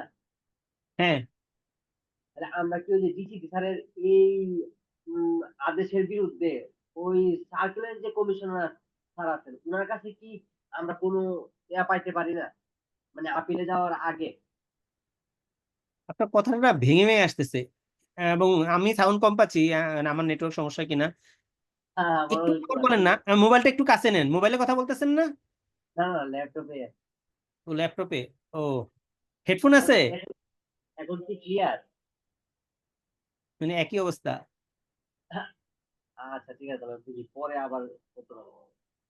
মানে আমি আপনার এইটুকু বুঝতেছিলাম যে এই মানে আপনি আপিল করতে পারবেন, হ্যাঁ, এরপরে মানে পুরো কথাটা বুঝি নাই। মানে সার্কেলের মধ্যে যে কমিশনার স্যার আছেন না, ও সার্কেলের মধ্যে কমিশনার। জি জি, ডিসিটি স্যারের এই আদেশের বিরুদ্ধে আমি কি সার্কেলের যে কমিশনার স্যার আছে ওনার কাছে কোনো কিছু করতে পারবো না? এটা এটা একটা অপশন আছে, কিন্তু এটা ইমপ্লিমেন্ট কম হয়। অপশন আছে, আপনি যদি ওই যে আইনে দেখেন ওটা অপশন আছে, হ্যাঁ, কমিশনার বরাবর যাইতে পারে, কিন্তু সবাই হলো এই আপিলে চলে যায়, ওইখানে একটু বেনিফিট বেশি পায়। এটা এটা কেন? এটা হলো ওই যে ডিসিটি সংশ্লিষ্ট কমিশনার, তো ওইখানে পরিবর্তনটা করতে চায় না ওই কমিশনার। ডিসিটি যেটা নির্ধারণ করে দেয় ওই কমিশনার ওইটাতেই থাকে, ওইটা বেশি পরিবর্তন হয় না। এই জন্য সরাসরি যে এই আহ, যারা এই কি মামলার প্রসেসের মধ্যে আছে তাদের কাছে চলে যায়। জি দাদা বুঝতে পারছি। আচ্ছা আবার যখন আমরা একটা মানে আমাদের একটা অর্ডার দেই, যখন আমরা রিভিশন করাই, এই বিষয়টা যদি একটু বলতেন। আপনার কথা আমি একেবারে কম শুনতেছি, মানে আপনারা কেউ কি ক্লিয়ার শুনতে পাচ্ছেন? না, ওনার সাউন্ড কম কম শোনা যাচ্ছে ওনার সাউন্ড। জি, ভাই আপনি আমাকে নাহলে মেসেজ করেন, হ্যাঁ। হ্যালো, দাদা ঠিক আছে, ওকে বেশ, আপনি আমাকে মেসেজ করেন সামিরুল ভাই। ওকে।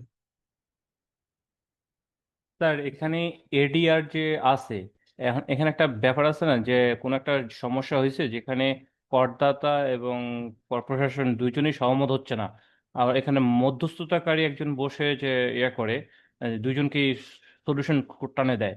এইখানে হুম। স্যার ওই যে তার মধ্যস্থতাকারী কে যে ফিটা নির্ধারণ হয়, ফিটা কি মানে এককভাবে দেওয়া হয় না 50-50 ভাবে দেওয়া হয় স্যার? না, এটা হলো করদাতাই দেয়। ওটাই করদাতা দেয়? হ্যাঁ, ওই যে একটা হিসাব আছে কত টাকার মামলা, হ্যাঁ, ওটার একটা জি স্ল্যাব স্যার। আছে, মিনিমাম একটা আছে, এরপরে স্ল্যাব আছে, স্ল্যাব অনুযায়ী দেয়, এটা করদাতাই দেয়। এটা কি এডিআর আন্ডার পড়ে স্যার এটা? হ্যাঁ, হ্যাঁ, হ্যাঁ, হ্যাঁ। ঠিক আছে স্যার।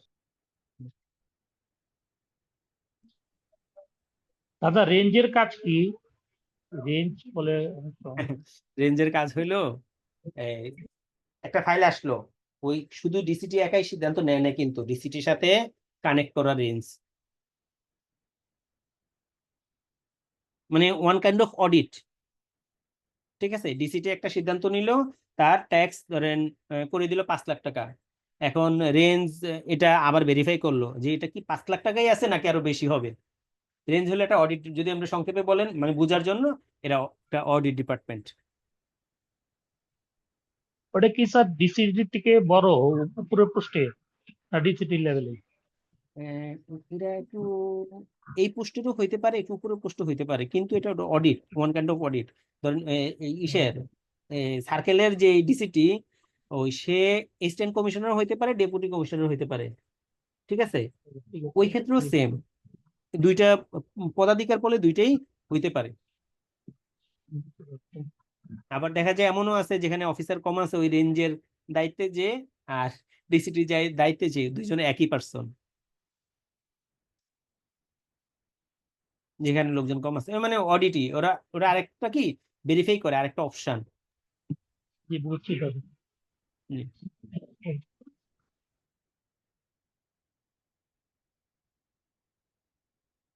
রেঞ্জ যদি ক্লিয়ার না করে তাহলে কিন্তু আপনি ওই অ্যাসেসমেন্ট আপনার হবে না, সার্কেল থেকে রেঞ্জে পাঠায়, রেঞ্জ থেকে ক্লিয়ার হয়ে আসলে দেন সার্কেলে আবার ফাইনালি অর্ডার করে আপনাকে দেয়।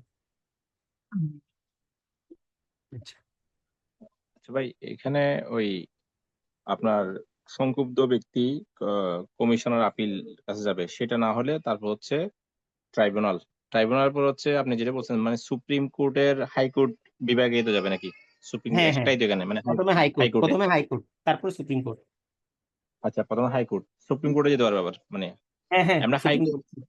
আচ্ছা আচ্ছা, ওখানে কি আবার রিভিশন একটা আছে মনে হয় নাকি? ওইগুলোরই তো পার্ট, রিট আচ্ছা আচ্ছা, রিভিশন ওগুলোরই তো পার্ট। এখানে তাহলে আমি একটা পার্ট ধরবো না শুধু, মানে সুপ্রিম মানে হাইকোর্ট সুপ্রিম কোর্ট দুইটা পার্ট ধরবো না এখানে?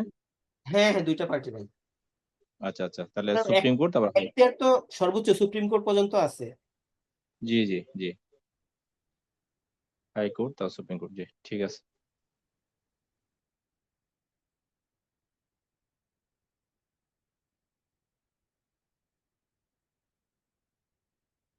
তারপর কর নির্ধারণ, কর আরোপ। আমাদের এই ইনকাম ট্যাক্স অ্যাক্ট করার মূল কারণ কি? এই আয়কর নির্ধারণ করা, আয়কর আরোপ করা, মানে আমজনতার উপর দেশের রেভিনিউ অর্জনের জন্য ব্যবসায়ী এবং কি ব্যক্তিদের কাছ থেকে কর আদায় করার জন্য এই আইন, এই আইনটার মধ্যে এখান থেকেই শুরু আর কি, এই আয়কর আরোপ।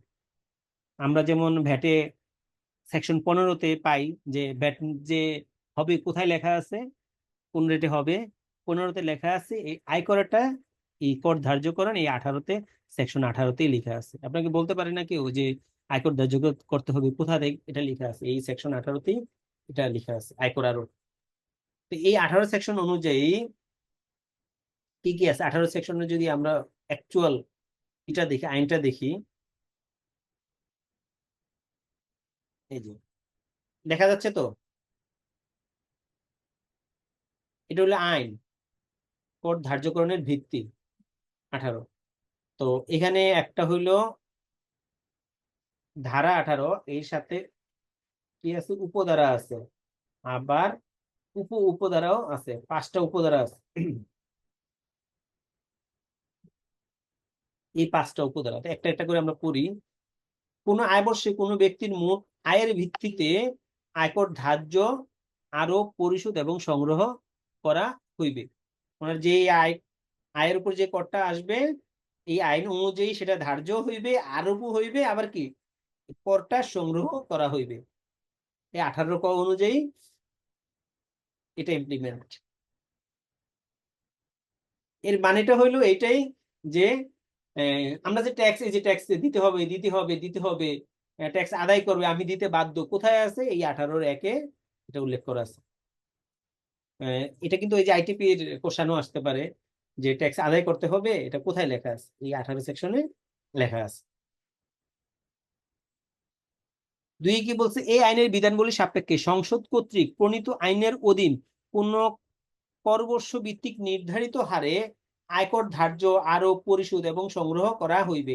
তবে আয়বর্ষ ব্যতীত অন্য কোনো মেয়াদ অর্জিত আয়ের উপর নির্ধারিত হারে আয়কর ধার্য, আরোপ, পরিশোধ বা সংগ্রহ করা যাইবে।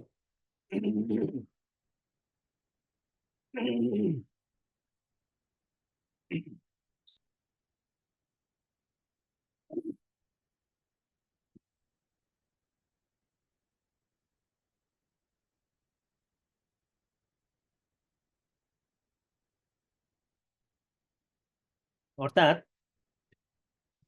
এই আইনটা পাশ হয় কোথায়? সংসদে। এই যে প্রতি বছর বছর পাশ হয়, গত বছর পাশ হয়েছে, সংসদে বেশ কিছু পরিবর্তন নিয়ে আসছে। এই বছর সংসদ না থাকাতে অধ্যাদেশের মাধ্যমে পরিবর্তন নিয়ে আসছে কি রাষ্ট্রপতির মাধ্যমে। এই পরিবর্তনগুলো যা হবে সেই পরিবর্তন অনুযায়ী আমাদের এই ট্যাক্স নির্ধারণ হবে। সেখানে যদি কোনো সুবিধা দেয় সেই সুবিধা প্রাপ্তি হবে, সেখানে যদি কোনো সুবিধা বাদ করে দেয় সেই সুবিধা বাদ করে দিলেও ওই অনুযায়ী আমাদের ট্যাক্স দিতে হবে। উদাহরণ, একটি বিশেষ সরকারি পরিকল্প 4 মাসের কাজ থেকে এই যে 10 লাখ টাকা আয় করছে, 4 মাসের কাজের জন্য এই 10 লাখ টাকার উপর তার ট্যাক্স দিতে হবে এবং যে পরিবর্তন নিয়ে আসবে সেই পরিবর্তন অনুযায়ী দিতে হবে। মানে যাই কিছু হবে সংসদের মাধ্যমে হবে বা আয়কর অধ্যাদেশের মাধ্যমে হবে। মানে এখন হলো এই বছর তো একটু ব্যতিক্রম, বিগত কত লাস্ট 84 পরে আর আসলে অধ্যাদেশ হয় নাই। আমরা 16 আর 24 40 বছর পরেই হইলো প্রায় এই জিনিস পাইলাম। এই জন্য খালি আইনের কথা মনে আসে আর অধ্যাদেশ ভুলে যাই। 3 নম্বরে বলা হয়েছে, এই উপধারায় বলা হয়েছে আয়কর শুধু বার্ষিক রিটার্নে নয় নানা পর্যায়ে ধার্য হবে। শুধু বার্ষিক, আমরা যেমন ট্যাক্স রিটার্ন সাবমিট করি ট্যাক্স ডে এর সময় বা যখন রিটার্ন দাখিলের সময় আসে ওই সময়ে, এই নভেম্বর মাসে পার্সোনালের কথা বলি, আর যদি কোম্পানির কথা বলি অধিকাংশই জানুয়ারি মাসে এসে দেয়। তো যদি আমরা বছরে এই একবারই ট্যাক্স দেই তাহলে সরকার কি টিকে থাকতে পারবে? সরকার রেভিনিউ জেনারেট করতে হবে না, দেশ চালাইতে হবে না? সেই জন্য কি করছে, এটাকে আবার ভাগ করছে যে উৎসে কর্তন দিতে হবে, অগ্রিম আয়কর দিতে হবে, ন্যূনতম কর দিতে হবে, অন্যান্য প্রযোজ্য করও দিতে হবে। এই ভাগ করে যেমন উৎসে কর্তনের জন্য গভর্নমেন্ট একটা বেশ রেভিনিউ আদায় করতে পারে। তো উৎসে কর্তনের জন্য বলে দিছে কার কার জন্য উৎসে কর্তন করতে হবে, এই প্রতিষ্ঠানের জন্য বা ব্যক্তির জন্য উৎসে কর্তন করতে হবে। তো কর্তন করলেই হবে, তা জমা দিতে হবে না? এই উৎসে কর্তন করে তা জমাও দিতে হবে। তো জমা দিতে হবে কখন? স্বাভাবিকভাবে জুলাই থেকে মে মাসের মধ্যে যেই মাসে কর্তন করা হয় পরবর্তী মাসের 14 তারিখের মধ্যে জমা দিতে হবে। আবার জুন মাসে যায় এটা আবার ভাগ করে দিচ্ছে যাতে কোনোভাবেই কি ওই জুন মাসের কর্তনটা জুলাই মাসে না যায়। এটা হলো দুইজনের জন্যই সমস্যা, কর্তনকারীর সমস্যা, আবার যার কাছ থেকে কর্তন করতেছে ট্যাক্স পেড তার জন্য সমস্যা। সেই জন্য ভাগ করে দিচ্ছে যাতে 30শে জুনের টাকা 30শে জুনেই জমা দিতে হয়। তো এইটার ফলে গভর্নমেন্টের একটা মানে মান্থলি রেভিনিউ চলে আসছে। তারপর অগ্রিম আয়কর সেটাও কোয়ার্টারলি আমাদের দিতে হয়, যেটা 15ই সেপ্টেম্বর, 15ই ডিসেম্বর, 15ই মার্চ, 15ই জুনের মধ্যে দিতে হয়। এটাও গভর্নমেন্টের একটা কি রেভিনিউ অর্জন হইতেছে। ন্যূনতম কর টার্নওভারের উপর একটা যদি আমার ট্যাক্স নাও আসে ইনকামের উপর, তখন টার্নওভার ট্যাক্স একটা আছে, ওই টার্নওভার ট্যাক্স দিতে হয় ন্যূনতম কর হিসেবে, যেটা 163 163-তে এটা উল্লেখ করা আছে। 163-র 5 উপধারা 5 এটা উল্লেখ করা আছে, সেই অনুযায়ী আমাদেরকে ন্যূনতম কর দিতে হয়। তারপরে অন্যান্য প্রযোজ্য কর, ধরেন সারচার্জ দিতে হয়, ইন্টারেস্ট দিতে হয়, ওইগুলো এখানে চলে আসে। এর ফলে গভর্নমেন্ট কি সারা বছরই একটা ইনকাম করতে আসে, এই ইনকামের ফলে দেশ পরিচালনা করতে পারতেছে। বিভিন্ন ধাপে হয়, কারো মানে হয় না, ব্যবসায়ীদের ক্ষেত্রে কোম্পানি আর কি ট্রাস্ট, তাদেরকে ন্যূনতম কর যাই হয় তা দিতে হয়। তো উদাহরণ দেওয়া আছে টিডিএস কি, অগ্রিম আয়কর কি, ন্যূনতম কর কি, আর অন্যান্য কর কি, যেমন সারচার্জ, অন্যান্য কর। 4 কি বলছে, এই আইনের অন্যান্য বিধানের পাশাপাশি সংসদ চাইলে সারচার্জ বা অন্য কোনো অতিরিক্ত চার্জ আরোপ করতে পারে। তো আমরা জানি যে সম্পত্তির উপর যে সারচার্জ, প্রথম যে স্ল্যাবটা 4 কোটি 1 টাকা থেকে শুরু করে 10 কোটি টাকা পর্যন্ত, অথবা একাধিক গাড়ি, অথবা 8,000 আয়তন বিশিষ্ট বাড়ি। তো কারো যদি এই স্ল্যাবের মধ্যে পড়ে, এই শর্তগুলোর মধ্যে পড়ে, তাকে কি সারচার্জ দিতে হবে। এরপরে যে স্ল্যাবটা সেটা হলো 20%, 10 কোটি 1 টাকা থেকে 20 কোটি, তারপরেরটা হইলো 30%, এই 20 কোটি 1 থেকে 50 কোটি পর্যন্ত, তারপরেরটা 35% 50 কোটির উপরে হইলে। আর সেই যে ট্যাক্সটা দিতে হবে সেটা কিন্তু নেট ট্যাক্স যে পেয়েবল তার উপর, অ্যাসেটের উপর না। যদি বলতো যে অ্যাসেটের উপর 35%, তাহলে তো শেষ। যার 50 কোটি টাকা আছে তাকে তো 35 কোটি টাকা ট্যাক্স, 100 কোটি টাকা আছে 35 কোটি টাকা, 50 কোটি টাকা 17.5 কোটি টাকা ট্যাক্স দিতে হবে। এটা না, অনেকের একটা ভ্রান্ত ধারণা আছে যে আমি যদি অ্যাসেট দেখে অ্যাসেটের উপর ট্যাক্স দিতে হবে। অ্যাসেটের উপর আসলে কোনো ট্যাক্সই নাই। অ্যাসেটের উপর সারচার্জ আছে, তাও নির্ধারণ হয় আপনার যে নেট ট্যাক্স আসে সেই ট্যাক্সের উপর। পাশে বলছে নির্দিষ্ট কিছু আয়, যেমন মূলধনী আয়, লভ্যাংশ এবং লটারি এবং গেম জয়লাভের আয়, এই আয়ের উপর সাধারণত আয়করের স্ল্যাব অনুসারে কর ধার্য হয় না। হ্যাঁ, ওটা ওই নির্দিষ্ট স্পেসিফিক যেটুকু হয় ওইটুকুর উপরই আরোপ হয়ে যায়। একজন ব্যক্তি শেয়ার বিক্রির মাধ্যমে 2 লাখ টাকা লাভ করেছেন, এটা মূলধনী আয়। আবার একজন ব্যক্তি কি, তার জমি ছিল, জমি বিক্রি করে লাভ করছেন। আগে জমিটা কেনা ছিল 5 লাখ টাকা, জমিটা এখন বিক্রি করছে 10 লাখ টাকা। তো এই 5 লাখ টাকার উপর তাকে ট্যাক্স দিতে হবে, এবং এটা ওই জমি বিক্রির ক্ষেত্রে সোর্স ট্যাক্সই আসলে কেটে রেখে দেয়। এখন সোর্স ট্যাক্সটাই ফাইনাল ট্যাক্স। আর এই ফাইনাল ট্যাক্সটা আগে এসআরওর মাধ্যমে জারি করা ছিল, এখন আইনে নিয়ে আসছে 163 নাম্বার যেই সেকশন, এখানে নিয়ে আসছে। তারপরে অনলাইনে গেম পেয়েছেন, এটাও কি গেম হয়, এটাও সোর্স ট্যাক্স কেটে নেয়। এগুলি আলাদা আয়, এগুলো ওয়ান টাইম হয় আর কি, এগুলো রেগুলার বেসিসে হয় না। অতিরিক্ত কর আরোপ, বাংলাদেশের নাগরিক নন এমন কোনো ব্যক্তি যদি নিয়োগ দেন বা কাজের সুযোগ দেন, তাহলে সরকারের উপযুক্ত কর্তৃপক্ষ বিডা বা এনবিআর এর পূর্বেই কি অনুমোদন নিতে হয়। তাদের অনুমোদন নিয়ে যদি না করা হয়, তাহলে তাদেরকে পেনাল্টি পাইতে হবে। সেই পেনাল্টিটা কি, পেনাল্টিটা হইতে পারে আপনার নেট ট্যাক্সের 50% অথবা 5 লাখ টাকা, দুইটার যেটা বড় সেটাই কি কাউন্ট করা হবে। এটা কখন ঘটে, কারণ বাংলাদেশে একটা প্রতিষ্ঠান আছে এবিসি লিমিটেড, তারা শ্রীলঙ্কান একজন এমপ্লয়ি নিল। তো সেই এমপ্লয়ি নেওয়ার ক্ষেত্রে বলছে কি, আপনাকে এই বিদেশি এমপ্লয়ি নিতে হলে অনুমোদন নিতে হবে, তা না হলে আপনি এই পেনাল্টি পাবেন। অনুমতি নিলে কোনো পেনাল্টি নাই, কোনো ইস্যু নাই, কিন্তু অনুমতি না নিলে এই পেনাল্টিটা পেতে হবে। এখন এমন হইতে পারে যে সে জানায় নাই, এমপ্লয়ি আছে, এমপ্লয়ি এসে কাজ করতেছে, সরকারকে জানায়নি, তখন এটা হবে। আবার যদি তাকে স্যালারি খরচ না দেখায়, সে আসছে, সেটা আবার পারবে না, বিভিন্ন ভাবে কি ধরা খেয়ে যাবে। কেউ আসলে এখানে হইতে পারে একজন শ্রীলঙ্কার ব্যক্তি 6 মাসের একটা ভিসা নিয়ে বাংলাদেশে আসছে, তো সে ধরেন 3 মাস স্টে করতে পারে, 3 মাস এখানে এই প্রতিষ্ঠানে এসে কাজ করে গিয়েছে, হইতে পারে, কিন্তু কারণ মালিকদের সাথে সম্পর্ক হয়েছে, তাকে সে নিয়ে আসছে। এখন ওই প্রতিষ্ঠান তাকে 3 মাসের জন্য ধরেন 10 লাখ টাকা অনারিয়াম দিল, কিন্তু সেটা তার হিসাবে নিয়ে আসে নাই, খরচ হিসেবে দেখা নেই, ক্যাশ দিয়ে দিল, যে তোমাকে দিয়ে দিলাম, তুমি এবার তোমার মতো করে নিয়ে যাও। তখন এটা কিন্তু প্রুফ করার সুযোগ নাই। কখন প্রুফ করার সুযোগ আছে, যখন সে অডিট রিপোর্টে এটা দেখাইলো স্যালারি খরচ, এটা এর মধ্যে ওই যে নাম যে লিস্ট দিল ওইখানে লেখা আছে ওনার নাম, ওনার নাম তো স্বাভাবিক ব্যতিক্রম হয়, তখন দেখে যদি অথরিটি বুঝে ফেলে, তখন এই মানে জরিমানা শুরু হবে। আর যখন এটা প্রুফই না করতে পারে, তখন তো আর কোনো ইস্যু নাই।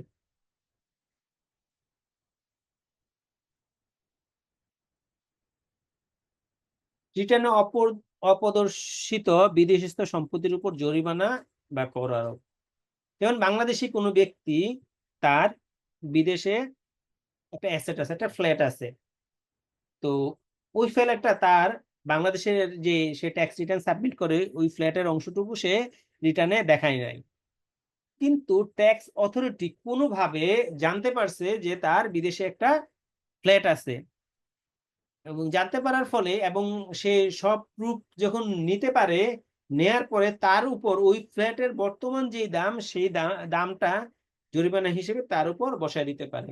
ধরুন ওই ফ্ল্যাটের মূল্য 1 কোটি টাকা, তাইলে 1 কোটি টাকা অ্যাড হলো, বিনিময়ে তাকে কি করলো, 1 কোটি টাকা জরিমানা করে দিতে পারবে ট্যাক্স অথরিটি। এটা ধারা 21-এর 1-এ। আবার দেখেন 2-এ কি আছে, এই জরিমানার বিধান অন্য কোনো আইন অনুযায়ী যে দায় আছে সেটাকে ক্ষুণ্ণ করবে না।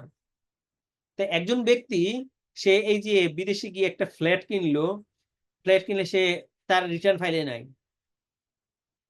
তার রিটার্ন ফাইলে যেহেতু নাই, তার এটা কি হোয়াইট মানি না, তার এটা ব্ল্যাক মানি, এবং এই টাকাটা যে বিদেশে নিছে সেটা অবশ্যই লিগালি নেয় নাই, ইলিগালি নিছে। এটা কি অর্থ পাচার, হ্যাঁ, মানি লন্ডারিং এর মামলায় পড়ে। তো সে যদি ট্যাক্স অথরিটি 1 কোটি টাকা নিয়ে নিল জরিমানা তার কাছ থেকে, এখন সে যদি মানি লন্ডারিং এর মামলায় পড়ে, সেই মামলাও তাকে খেতে হবে, এটা থেকে সে মাপ পাবে না। তো 1 কোটি টাকা জরিমানাও দিবে, মানি লন্ডারিং মামলা যদি তার শাস্তি হয় 2 বছরের জেল, সে জেলও তাকে খাটতে হবে।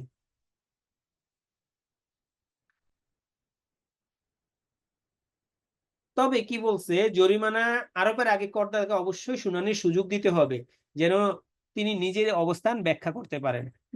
সে এই টাকাটা যে পাচার করছে কিনা বা লিগালি নিছে কিনা, এটা যাতে সে মানে ট্যাক্স অথরিটিকে ব্যাখ্যা করতে পারেন, সেই সুযোগটা তাকে দিতে হবে। যদি করদাতা জরিমানা পরিশোধ না করেন, তাহলে কর কমিশনার করদাতার সম্পত্তি বাজেয়াপ্ত বা বিক্রয় করে জরিমানা আদায় করতে পারবেন। তার যদি কোনো সম্পত্তি থাকে, সেই সম্পত্তি বিক্রয় করেও এই জরিমানাটা আদায় করতে পারবে।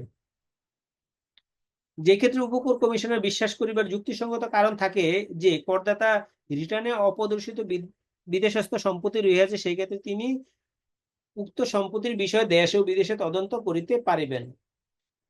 ধরেন এমন হইতে পারে সে শুনছে যে তার বিদেশে সম্পত্তি আছে। আমরা রিসেন্টলি যদি লাস্ট 1 ইয়ারের চিত্র দেখি, 5ই আগস্টের পর দেখি, শুনছি না যে এর বিদেশে সম্পত্তি আছে, এই সম্পত্তি আছে, এই টাকা পাচার করছে, এই টাকা পাচার করছে।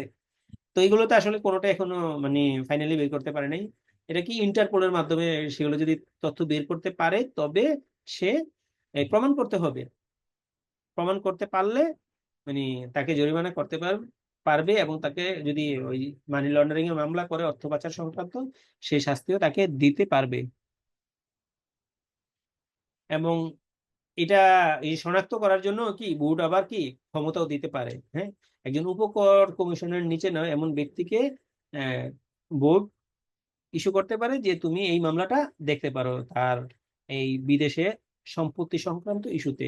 দুইটাই হতে পারে, এটা অ্যাসেট থাকতে পারে, বিদেশের ব্যাংক অ্যাকাউন্টে অনেক টাকা থাকতে পারে, সেগুলো সে কি চাইলে বের করতে পারবে। এবং সেই ক্ষমতাটা কাকে দিবে, উপকর কমিশনারের নিচে নয় এমন ব্যক্তি, ডেপুটি কমিশনার অফ ট্যাক্সেস, এরকম ব্যক্তিকে দিতে পারবে, এর নিচে কাউকে দিতে পারবে না। সংরক্ষিত আয়, সঞ্চিত উদ্ধৃত বা ইত্যাদির উপর কর আরোপ। যদি কোনো স্টক এক্সচেঞ্জের তালিকাভুক্ত কোম্পানি সে আমরা তো সবাই জানি শেয়ার বাজারে যে যত তালিকাভুক্ত কোম্পানি আছে, এবং আমরা যদি শেয়ার কিনি প্রতি বছর বছর কি এখানে লভ্যাংশ দেয়। তো লভ্যাংশ দুইটা ভাবেই দেয়, একটা দেয় কি স্টক দেয় মানে শেয়ার দেয়, আর একটা হলো নগদ টাকা দেয় মানে ব্যাংক অ্যাকাউন্টে টাকা ট্রান্সফার করে। তো তারা যখন এই যে লভ্যাংশ দেয়, এই লভ্যাংশ দেওয়ার ক্ষেত্রে পিছন এন্ডের ব্যাক এন্ডে অনেক কাজ করে ঘোষণার আগে। তো প্রথমে তারা একটা ফাইন্যান্সিয়াল স্টেটমেন্ট প্রিপারেশন করে তার কত নেট প্রফিট হয় সেখানে বের করে, ট্যাক্স কত আসে সেটাও দেয়। সেটা দেওয়ার পর আফটার ট্যাক্সে যেই প্রফিট হয়, ওই প্রফিটের একটা মিনিমাম রিজার্ভ রাখে। কেন রিজার্ভ রাখে? রিজার্ভ রাখে প্রতিষ্ঠানের বিভিন্ন সময় বিভিন্ন যে সমস্যা হয়, সেই সমস্যাগুলো রিকভার করার জন্য একটা অ্যামাউন্ট রিজার্ভ রাখে। তো বলে দিছে আইন এখানে বলে দিছে যে এই যে সংরক্ষিত আয় সঞ্চিতি এটার একটা নির্দিষ্ট সীমা পর্যন্ত তুমি সংরক্ষণ করতে পারবে, এর বেশি সংরক্ষণ করতে পারবে না। যদি এর বেশি সংরক্ষণ করো তাহলে ওই সংরক্ষিত অ্যামাউন্টে 10% পর্যন্ত ট্যাক্স দিতে হবে। তো কত করতে পারবে? জেনারেলি 70% পর্যন্ত নেট প্রফিট তারা রিজার্ভে সংরক্ষণ করতে পারবে, এর বেশি করতে পারবে না। এর বেশিটা কি মানে শেয়ার হোল্ডারদেরকে দিয়ে দিতে হবে। যদি এর বেশি সংরক্ষণ করে কি করবে, তখন তাকে 10% হারে কি ট্যাক্স দিতে হবে। ধরুন একটা প্রতিষ্ঠানে 10 কোটি টাকা নেট প্রফিট হইলো আফটার ট্যাক্স, তো 10 কোটি টাকার উপর 70% মানে 7 কোটি টাকা সে রিজার্ভে রাখতে পারবে। যদি এর বেশি রাখে তাহলে তার পেনাল্টি খাইতে হবে। তো এই প্রতিষ্ঠান কি করছে, 8 কোটি টাকাকে ট্রান্সফার করে দিছে, 8 কোটি টাকা রিজার্ভে রাখছে, যার জন্য তার আর প্রফিট দাঁড়াইলো কত, 2 কোটি টাকা, যেটা শেয়ার হোল্ডারদের দিতে পারবে। তো আইন বলছে কি 7 কোটি টাকা পর্যন্ত দিতে পারবে 70%, সে করছে 8 কোটি টাকা মানে 80%, তাহলে 1 কোটি টাকা বেশি করছে 10%।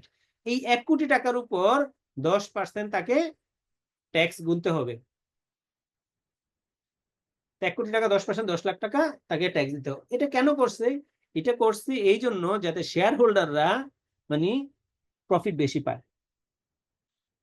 10% যদি সে না দিত, ওই যে 1 কোটি টাকা না রাখতো, 10 লাখ টাকা, তাকে কি ট্যাক্স দেয়া লাগতো না। তো দিলে এই সুবিধা পাবে, না দিলে এই সুবিধা পাবে না। 23 স্টক লভ্যাংশের উপর কর আরোপ। এটাও এই যে শেয়ার বাজার নিয়ে, যাদের পাবলিক লিমিটেড কোম্পানি মার্কেটে শেয়ার আছে তাদের জন্য স্টক লভ্যাংশ দেয় নগদ লভ্যাংশের চেয়ে বেশি, অথবা কেবল স্টক লভ্যাংশই দেয়, নগদ লভ্যাংশ না দেয়। তো আমি একটু আগে বললাম যেটা, এই শেয়ার বাজারে যত শেয়ার আছে তারা কি ব্যবসা করে, একটা তো ব্যবসা করে হলো ক্রয় করে বিক্রি করে, একটা ক্যাপিটাল গেইন হয়। আমার শেয়ারটা কেনা ছিল 100 টাকা, আমি বিক্রি করলাম 102 টাকা, আমার 100 শেয়ার ছিল। তো 100 শেয়ার 2 টাকা করে 200 টাকা লাভ হইলো, এটা আমার কি একটা ক্যাপিটাল অ্যাসেট বিক্রি করে আমি লাভ করছি, এটা ক্যাপিটাল গেইন। এখন একটা নির্দিষ্ট সময়ে এসা, ধরেন 30 জুনে এসা একটা কোম্পানির শেয়ার ছিল আমার 1000 পিস, এসিআই লিমিটেডের ধরি 1000 পিস শেয়ার ছিল। তো এই 30 জুনে এসে কোম্পানি কি লভ্যাংশ ঘোষণা করলো। তো লভ্যাংশ দুইটা ভাবে ঘোষণা হয়, যে এই স্টক লভ্যাংশ, আমার যে 1000 পিস শেয়ার ছিল এটার উপর বলে দিল যে 10% শেয়ার আমি দিয়ে দিব, এডিশন করে দিব, ওই স্টক লভ্যাংশ ঘোষণা করলো। তাহলে 1000-এ 10% 100 শেয়ার, 100 শেয়ার আমার 1000-এর সাথে 100 শেয়ার অ্যাড হয়ে যাবে, 1100 শেয়ার হয়ে যাবে, তাহলে স্টক লভ্যাংশ। এখন আবার মনে করলো যে না, আমি হলো ওই এসিআই লিমিটেড মনে করলো যে না, আমি আমার এই শেয়ার হোল্ডারদের আমি কি ক্যাশ ডিভিডেন্টও দিব, নগদ লভ্যাংশ দিব। সেটা কত, ওই যে ভ্যালু থাকে ওই ভ্যালুর উপর 10% দিব। তাহলে যে ভ্যালুটা থাকে এই ভ্যালুটা কিন্তু অবশ্যই কি বেস ভ্যালু, প্রেজেন্ট ভ্যালু না। যদি 100 টাকা করে 1000 শেয়ার থাকে, 1 লাখ টাকা ভ্যালু 1 লাখ টাকার উপর, কিন্তু মার্কেট প্রাইস যদি এটা 200 টাকা করে হয় সেটার উপর দিবে না, দিবে কোথায় বেস ভ্যালুর উপর, 100 টাকার উপর। মার্কেটে দাম উঠানামা করতে পারে, যদি কমে যায় তাও কিছু করার নেই, আর যদি অনেক বেশি হয় তাতেও কিছু করার নেই, বেস ভ্যালুর উপর লভ্যাংশ দিবে। তো এখানে এটাই বলছে যে স্টক লভ্যাংশ যদি নগদ লভ্যাংশের চেয়ে বেশি হয় তাহলে তাকে পেনাল্টি গুনতে হবে। যদি স্টক লভ্যাংশই দেয়, নগদ লভ্যাংশ না দেয়, তাহলেও তাকে পেনাল্টি গুনতে হবে। তখন কত হারে? 10% হারে তাকে পেনাল্টি গুনতে হবে। কোন অ্যামাউন্টের উপর? ঘোষিত বা বিতরণকৃত লভ্যাংশের উপর, যেটা দিবে সেটার উপরে 10% ট্যাক্স অথরিটিকে মানে ট্যাক্স দিতে হবে। এটাও কেন করছে? এটাও বেসিক্যালি শেয়ার হোল্ডারদেরকে বাঁচানোর জন্য করছে। সরকার মনে করে এতে শেয়ার হোল্ডারদের নগদ অর্থ বা আয় বঞ্চিত হচ্ছে, এই জন্য এটা করছে, বা কোম্পানি কৌশলে কি কর ফাঁকি দিতে পারে, এই জন্য করছে। তো আমরা একটা উদাহরণ দেখি। কেস 1, যখন কি স্টক লভ্যাংশ বেশি দেয়, নগদ লভ্যাংশ কম দেয়। নগদ লভ্যাংশ দিয়েছে একটা প্রতিষ্ঠান ডিইএফ লিমিটেড, 5% দিয়েছে নগদ লভ্যাংশ, আর 15% দিয়েছে স্টক লভ্যাংশ। তো যদি আমরা প্রথম শর্তে ফেলাই, কোনটা হয়? স্টক লভ্যাংশ বেশি দিছে, নগদ লভ্যাংশ কম দিছে। নগদ লভ্যাংশ দিছে 5%, স্টক লভ্যাংশ দিছে 15%, তাইলে আইন ভঙ্গ করছে, তার জন্য তাকে পেনাল্টি গুনতে হবে কি 10% হারে।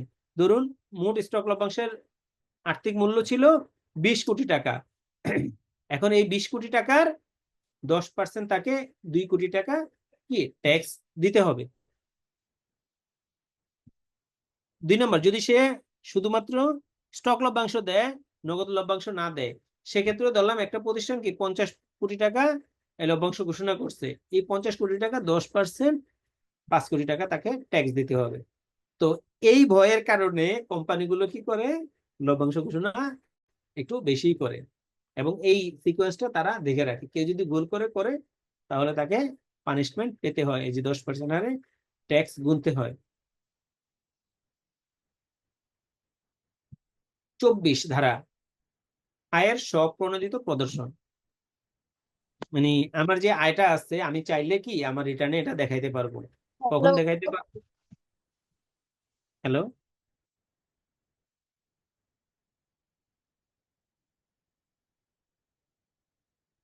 আমি যদি এখানে 2টা শর্ত আছে এই যে রিটার্ন দেখানোর ক্ষেত্রে। 1 নম্বর শর্তে বলছে, যদি পূর্ববর্তী কর বর্ষে রিটার্ন দাখিল না করা হয়, যে আমি নতুন ট্যাক্স পেয়ার, আমি কখনোই রিটার্ন দাখিল করি নাই, তো এখন আমি রিটার্ন দাখিল করব এবং আমার যা অ্যাসেট আছে এই ফাইলে নিয়ে আসবো। হ্যাঁ, আমার অ্যাসেট আছে মানে আমার তো অবশ্যই ইনকাম হয়েছে, কোনো না কোনো ভাবে ইনকাম হয়েছে। এই ইনকামটা হইতে পারে দানের মাধ্যমে, ইনকামটা হইতে পারে আমার বিজনেসের মাধ্যমে, ইনকামটা হইতে পারে আমার স্যালারির মাধ্যমে, যেভাবেই হোক। তো এখানে আয় হিসেবে সেটাই গণ্য হবে যেটা দান ছাড়া। তো ওই আয়টা আমি কি আমার যদি অ্যাসেট, আমার এখন 3 কোটি টাকা অ্যাসেট আছে, আমি 3 কোটি টাকা ডিক্লারেশন দিতে পারবো। তবে শর্ত কি, প্রথম তফসিলে যে শর্ত আছে এই শর্ত পরিপালন করে আমি এই রিটার্নটা সাবমিট করতে পারবো। ওই শর্ততে কি আছে, যে ট্যাক্স যেটা আসে সেই ট্যাক্স দিয়ে আমি এটা করতে পারবো। এই যে আয়ের স্বপ্রণোদিত প্রদর্শন, এই তফসিল 1 অনুযায়ী। এই 24 নম্বর ধারাটাই আয়ের স্বপ্রণোদিত প্রদর্শন। এই প্রদর্শন করতে গেলে কি করতে হবে, আমাকে আয়সহ মোট আয়ের উপর পরিশোধযোগ্য কর দিতে হবে এবং অপ্রদর্শিত আয়ের সমানুপাতিক করে 10% হারে জরিমানা দিতে হবে। দিয়ে আমি এইটা কি হোয়াইট মানি করতে পারবো। ব্ল্যাক মানি হোয়াইট মানি করার যে প্রসেস, এইটাই হলো ব্ল্যাক মানি হোয়াইট মানি করার প্রসেস। এইটা একটা আছে। আমার যদি কোনো ফ্ল্যাট কিনা থাকে, সেটাও আমি দেখা দিতে পারবো। এই যে বিশেষ কর প্রদানের মাধ্যমে বিল্ডিং বা অ্যাপার্টমেন্ট বিনিয়োগ প্রদর্শন, আমি আগে দেখাই নাই, এটা আমি এখন দেখাই দিতে পারবো। কিভাবে, এই যে প্রতি বর্গ মিটারে 4000 টাকা দিয়ে, যদি আমার 1200 বর্গ মিটার হয়, আমি এই 4000 টাকা করে দিয়ে আমি এটা হোয়াইট মানি করে ফেলতে পারবো। 4000 টাকা কিন্তু ট্যাক্স দাদা দিবে। এবার একটু ইন্টারাপ্ট করি দাদা, এবার এটা তো একটু চেঞ্জ হয়েছে না, বর্গ মিটার তো বর্গ ফুটে চলে আসছে না? আপনি ওই যে আগেরটা নিয়ে ডিসকাশন করতেছি, এখানে ওই আরেকটা ও ইয়ে আছে, এটা সরি দাদা, সরি ঠিক আছে বাদ ঠিক দিয়ে আছে দিয়েছে। হ্যাঁ, ঠিক আছে দাদা, সরি।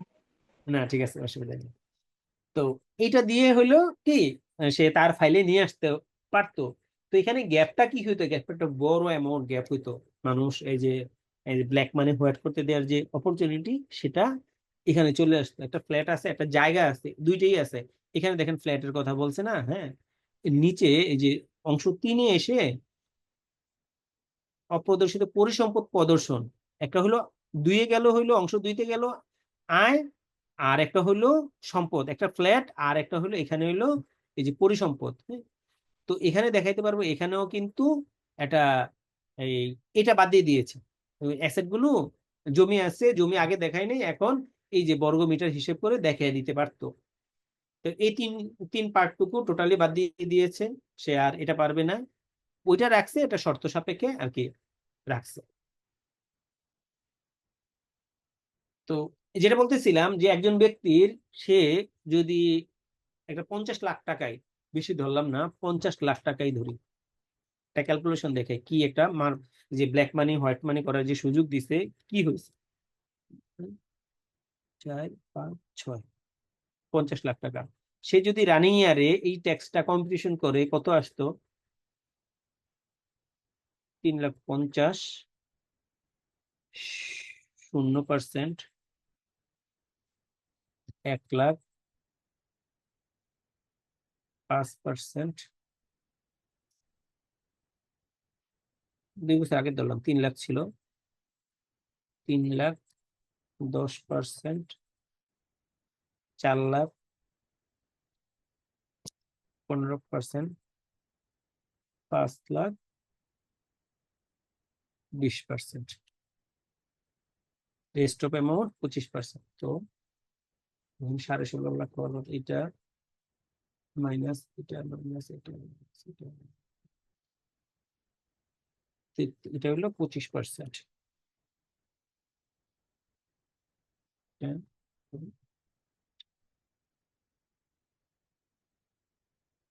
যদি সামারি করি,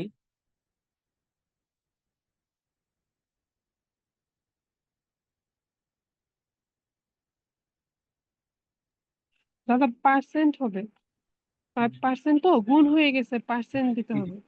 দিয়ে দিচ্ছি।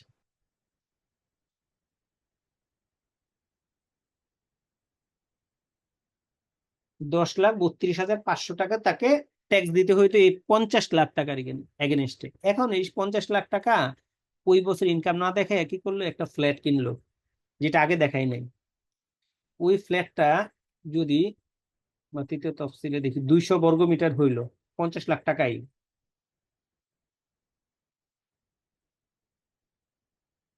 দুইশো বর্গমিটার, আর এমন গুলশানেই ধরলাম 4,000 টাকা করে।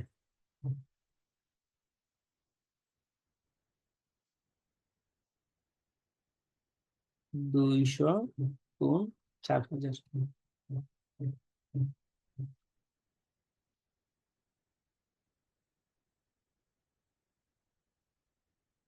8 লাখ টাকা। তাহলে এখানে তার সেভ হচ্ছে কত, 2,32,500 টাকা তার সেভ করছে। লিগালি দিলে তাকে দিতে হইতো 10,32,500 টাকা, আর ইলিগালি পরে দেখানোর জন্য তার সে সুবিধা পাইতেছে 2,32,500 টাকা। তো গত বছর একটা আইন করছিল যে ব্ল্যাক মানি হোয়াইট করার জন্য দিতে হবে 15% ট্যাক্স, আর আপনি সিস্টেমিক্যালি দিতে হবে 25% ট্যাক্স।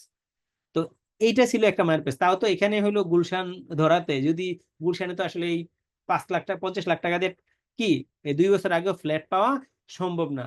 এটা যদি অন্য কোথাও হইতো তখন আরো কমে যেত। কারণ এটা যদি অন্য এলাকায় হইতো, ঢাকার ভিতরেই ধরলাম,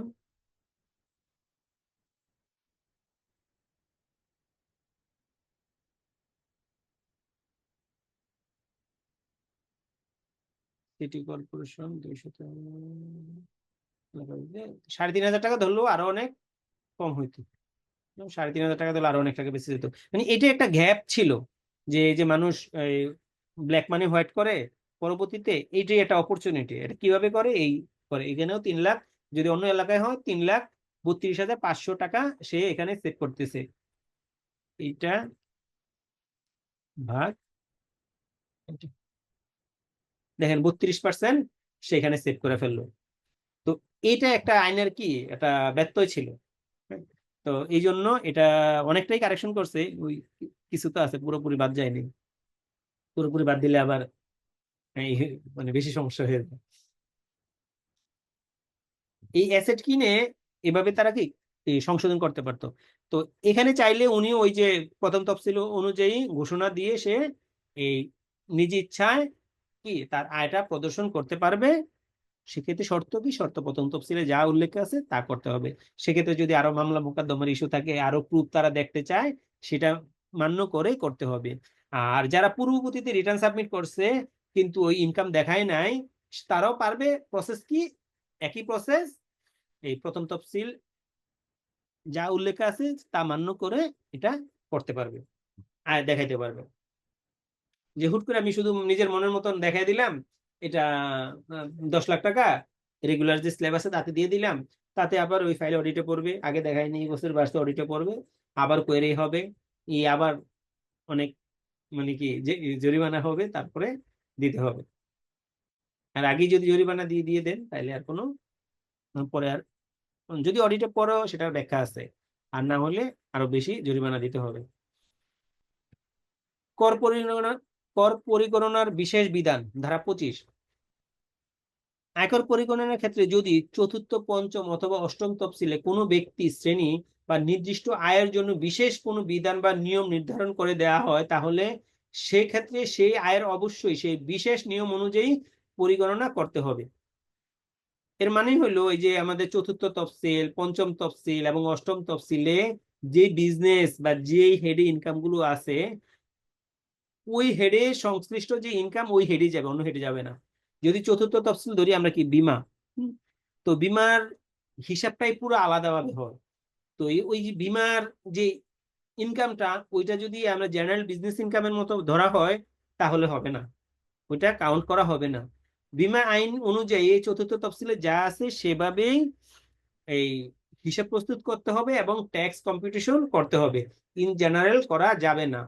পঞ্চমটাও সেম, ওই সেটা কি খনিজ সম্পদ নিয়ে, এটা অবশ্যই সরকারি, সেক্ষেত্রেও বা বেসরকারি যদি হয় ওই একই প্রসেসে খনিজ সম্পদের যে হিসাব যেভাবে আইন বলে দিছে সেম ভাবে হিসাব মেনটেন করে রিটার্ন সাবমিট করতে হবে, ট্যাক্স কম্পিটিশন করতে হবে। ইন জেনারেল বিজনেসের মতো করলে হবে না।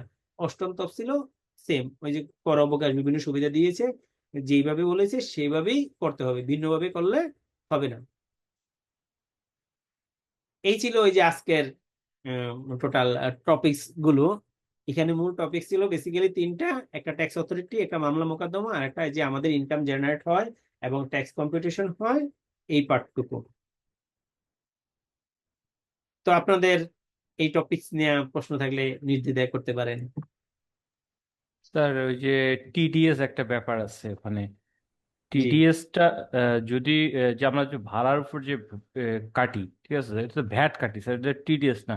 তো ওই যে যে লোকটার মনে করেন যে ভাড়ার ভাড়ার মালিক, মানে বাড়ির মালিক, তার উপর আমি ভ্যাটটা কাটে রাখলাম, উচ্ছে কর কর্তন করে রাখলাম, আর ওইটা কি ওই মালিকের কাছে ভ্যাট হবে না টিডিএস হবে স্যার? আপনার প্রশ্নটাতে ভুল আছে, হ্যাঁ আমি বলি। জি স্যার, জি স্যার। আপনার প্রশ্নটাতে ভুল আছে, মানে ভ্যাট আইন অনুযায়ী একমাত্র ভাড়াই যেটা কখনো বিডিএস হয় না। হ্যাঁ, আচ্ছা। ভ্যাট দেয় কে? কনজুমার। জি স্যার। ভ্যাটটা দেয় কনজুমার মানে ভোক্তা। ওই জি স্যার। ভাড়াটা যারা ভাড়া নেই অধিকাংশই কিন্তু প্রতিষ্ঠান না, অধিকাংশই প্রতিষ্ঠান না, হলো ব্যক্তি। তো ব্যক্তি যেহেতু নিবন্ধিত না, সেই জন্য তার কাছ থেকে ওই ভাড়াটা কেটে রাখা হয় না। হ্যাঁ, তো সে তো মূসক, যেহেতু প্রতিষ্ঠান না, সে কি মূসক চালান ইস্যু করতে পারে? না ইস্যু স্যার, পারে করতে না। পারে না। তো তার জন্য, আর এই ভাড়াটা দেয় কে? কনজুমার, মানে যে প্রতিষ্ঠানগুলো কনজিউমার। দেয়। এই জন্য ওই ভাড়ার উপর ভ্যাট 15% যে ভ্যাট, সেটা কি কনজুমার দিয়ে দেয়, আপনার প্রতিষ্ঠান দিয়ে দেয়। দেখেন, ওটাকে ভিডিএস বলে না, কনজুমার হিসেবে সে নিজেই ভাড়ার উপর ভ্যাটটা দিয়ে দেয়। আর ও তাহলে আচ্ছা কাটে আচ্ছা। কি? কাটে হলো TDS, tax deduction at source. টিডিএসটা আচ্ছা কেটে স্যার। রাখে। ধরেন একজনকে আপনি 1 লাখ টাকা ভাড়া দিলেন, ভাড়া দেওয়ার জি সময় স্যার। এই 1 লাখ টাকার উপর গত 30শে জুন পর্যন্ত যেটা ছিল 5% ট্যাক্স কেটে আপনি দিয়ে দিতেন। আর এই 1 জুলাই থেকে যে ভাড়া দিবেন সেটা 10% ট্যাক্স কেটে তাকে ভাড়া দিবেন। তো 1 লাখ টাকার উপর 10%, 10,000 টাকা কেটে তাকে 90,000 টাকা ব্যাংকিং চ্যানেলে পেমেন্ট করলেন, আর 10,000 টাকা সরকারি কোষাগারে জমা দিয়ে এই চালানের মাধ্যমে তাকে চালানটা দিয়ে দিলেন। তো ও এই আচ্ছা জন্য sir.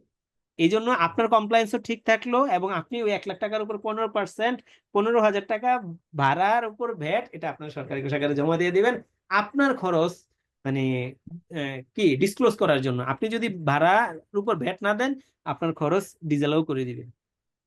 Okay sir, okay sir.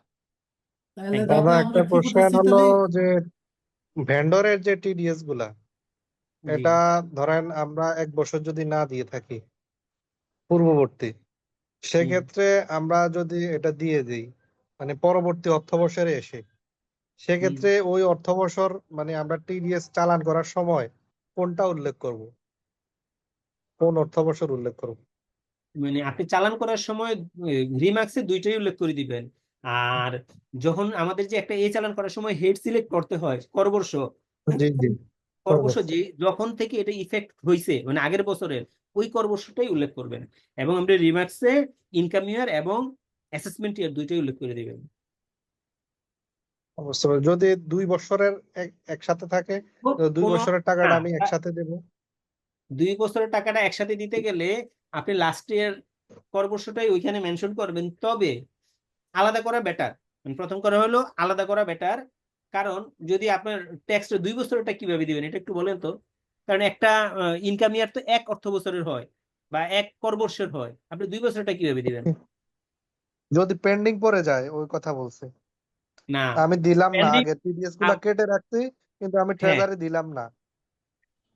না, এটা হলো আলাদা আলাদা দিয়েন। হ্যাঁ, ধরেন আপনার ভাড়ার উপরই ধরেন আপনি 2বার ট্যাক্স রিটার্ন সাবমিট করছেন, দুইটাই, এবার আপনি কোনোটাতে ট্যাক্স কাটেন নাই, রিটার্ন তো আপনার 2টা, তারপরে সাপোর্টিং তো 2টার জন্য আলাদা আলাদা দিতে হবে, 2টার জন্য আপনি একসাথে দিতে পারবেন না।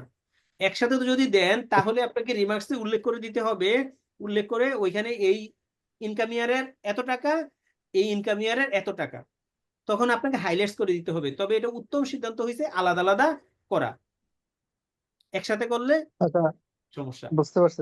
আর একটা কোশ্চেন হলো, আমি যখন 24-25 কর বর্ষের যে ইয়াটা, এটা তো 30শে জুনের মধ্যে দিতে হবে না?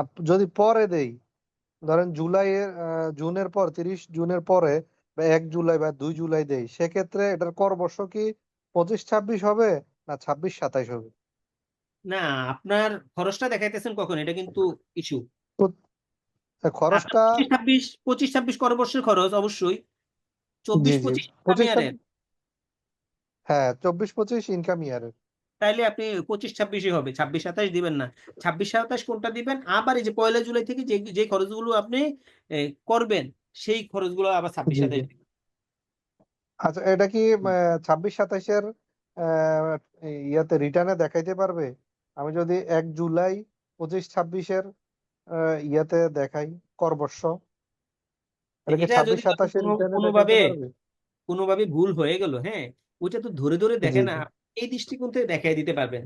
দেখবে কি, আপনার ধরেন এই যে ভাড়াটা আপনি লাস্ট মাসেরটা হলো দেন নাই বা 1 বছরেরটা দেন নাই, এখন দিয়েছেন, দেখবে যে আপনার এই অ্যামাউন্টটা আছে কিনা, যে 1 লাখ টাকা, 1 লাখ টাকা না, ধরেন 10 লাখ টাকা আপনি ভাড়া খরচ দেখাইছেন, 10 লাখ টাকার উপর 50,000 টাকা টিটিএস করা আছে কিনা, অ্যামাউন্টটা দেখবে, ওই অ্যাসেসমেন্ট ধরে ধরে দেখবে না, এটা একটু মাপ পাবেন। আমার বুঝতে একটা পারছি। প্রশ্ন থ্যাংক আছে, ইউ। জি আমার একটা প্রশ্ন আছে, এই যে জি জি প্লিজ। এই যে 22 এবং 23-এ যে 10% ট্যাক্সের কথা মানে বলা হয়েছে, এটা কি রেগুলার ট্যাক্সের বাইরে, তাই তো? 22 এবং 23 বলতে প্রশ্নটা যে বুঝলাম না। এই যে মানে 22 ধারা এবং 23 ধারা, রিটেইন ও আর্নিংস আচ্ছা, রিজার্ভ, হ্যাঁ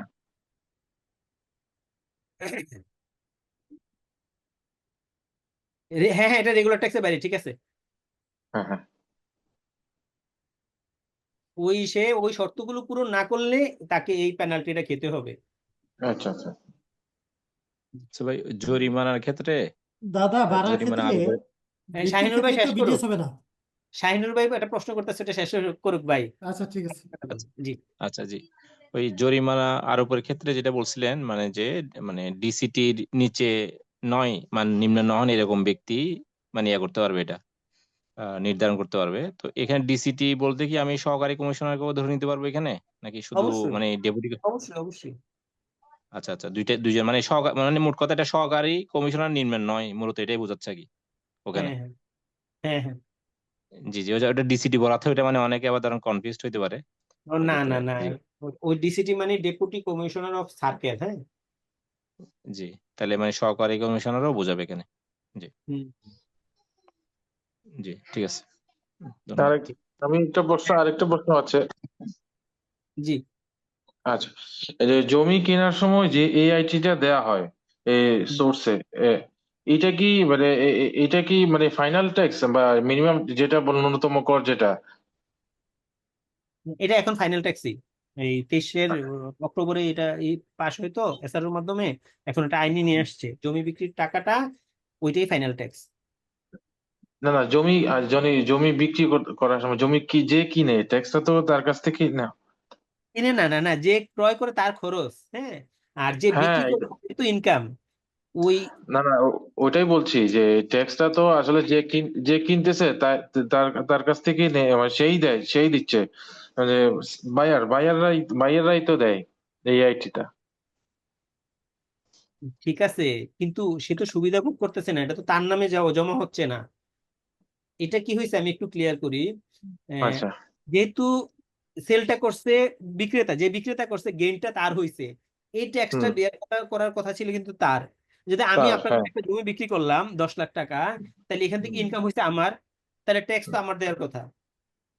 কিন্তু সিস্টেমটা এমন হয়ে গেছে, আপনি কিনছেন ভাই, যা খরচ আছে সব আপনি করবেন, আমি কিছু দিব না, হুম। মাঝখান দিয়ে যে আপনি ট্যাক্সটা দিবেন এই চালানটা আমাকে দিয়ে দিবেন। ঠিক আছে, তাহলে তাহলে তো ওইটা ওইটা আর মানে নিজের নিজের রিটার্নে দেখানোর তো দরকার নাই তাহলে। না, ওকে, আপনি আপনার রিটার্নে দেখাইতে পারতেন, কারণ আপনার ঠিক নামে তো আছে এটা জমা, ঠিক আছে, জমা এটা তো তো আমার। আমার, এটা আমার আমার নামে না। হ্যাঁ হ্যাঁ ঠিক আছে, রাইট। ক্লিয়ার। ফুরকান ভাই বলতে চাইছিলেন?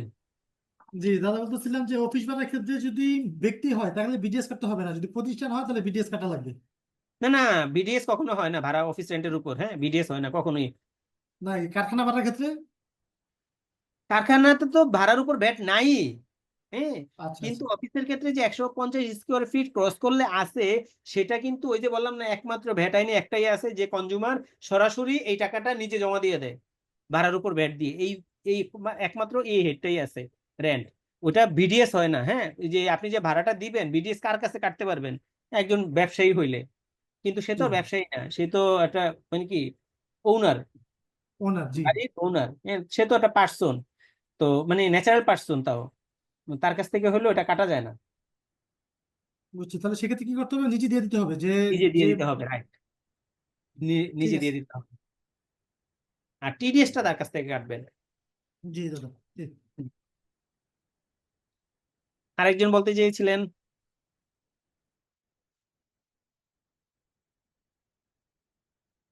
সামিরুল ভাই নাকি আরেকজন প্রশ্ন করতে চেয়েছিলেন? না দাদা, আমি না। হুম,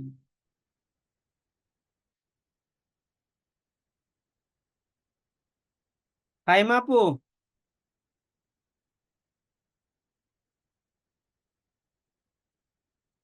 জি দাদা, কেমন আছেন?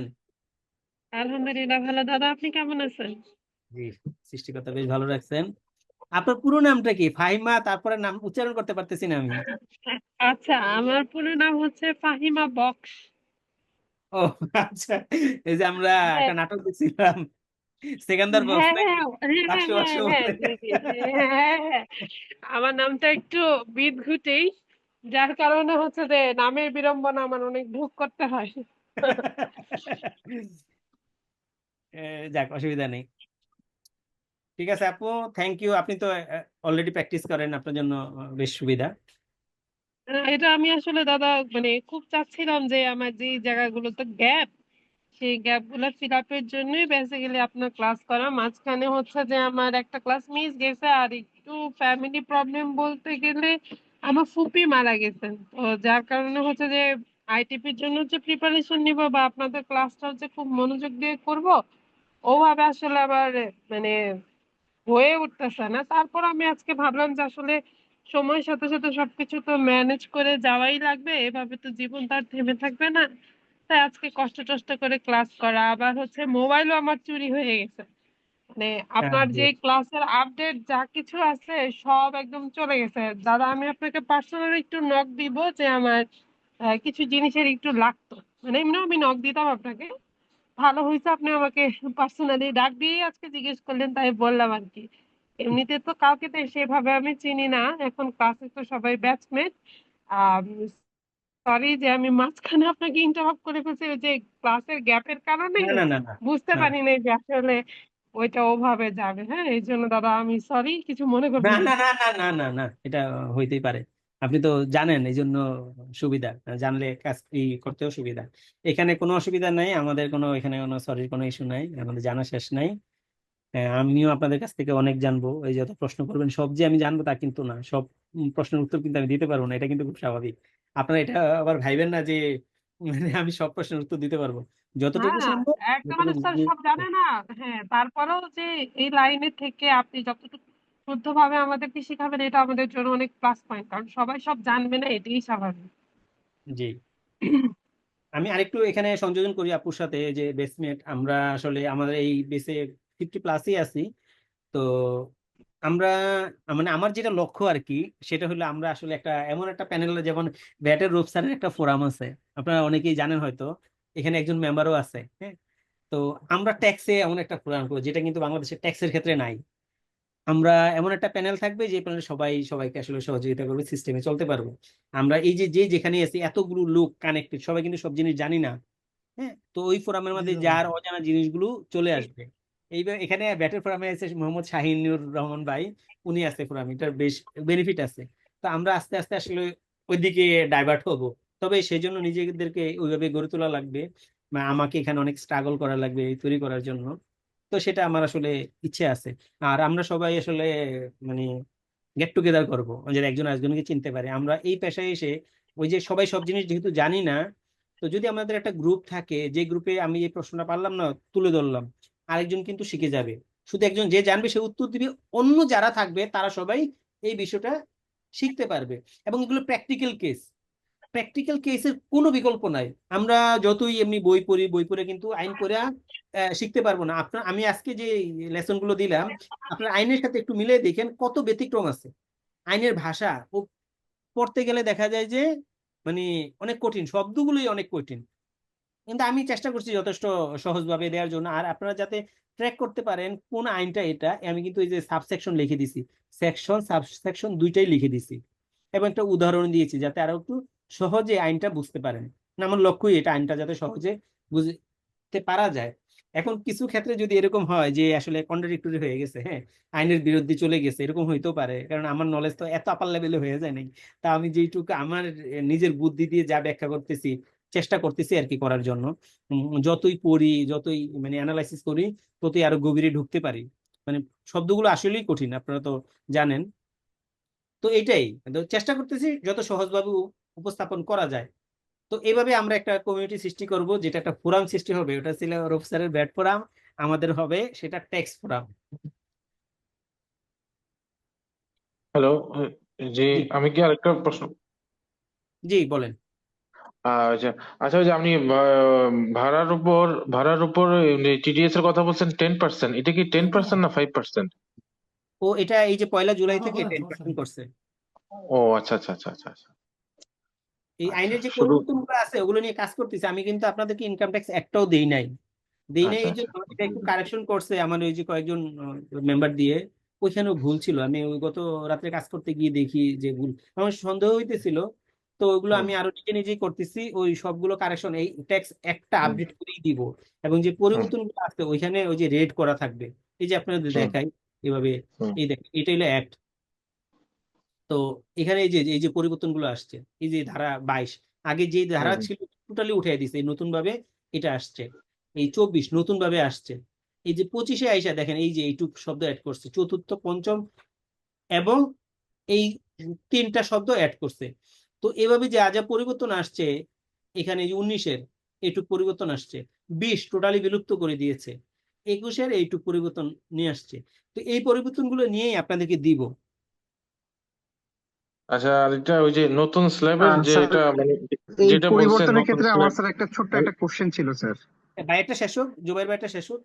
জি ভাই আচ্ছা, বলেন। নতুন নতুন স্ল্যাবের কথা যেটা বলছেন 3,75,000 থেকে শুরু, মানে 25-26 অ্যাসেসমেন্ট ইয়ার, সরি আয়কর ইয়ারে, ট্যাক্স ইয়ারে, এইটার কি কোনো মানে এটা কি ফাইনাল হয়েছে, না আমরা জাস্ট একটা নিউজের উপর ভিত্তি করে না বলছি? না, এটা তো গত বছরে ফাইনাল করে দিছে।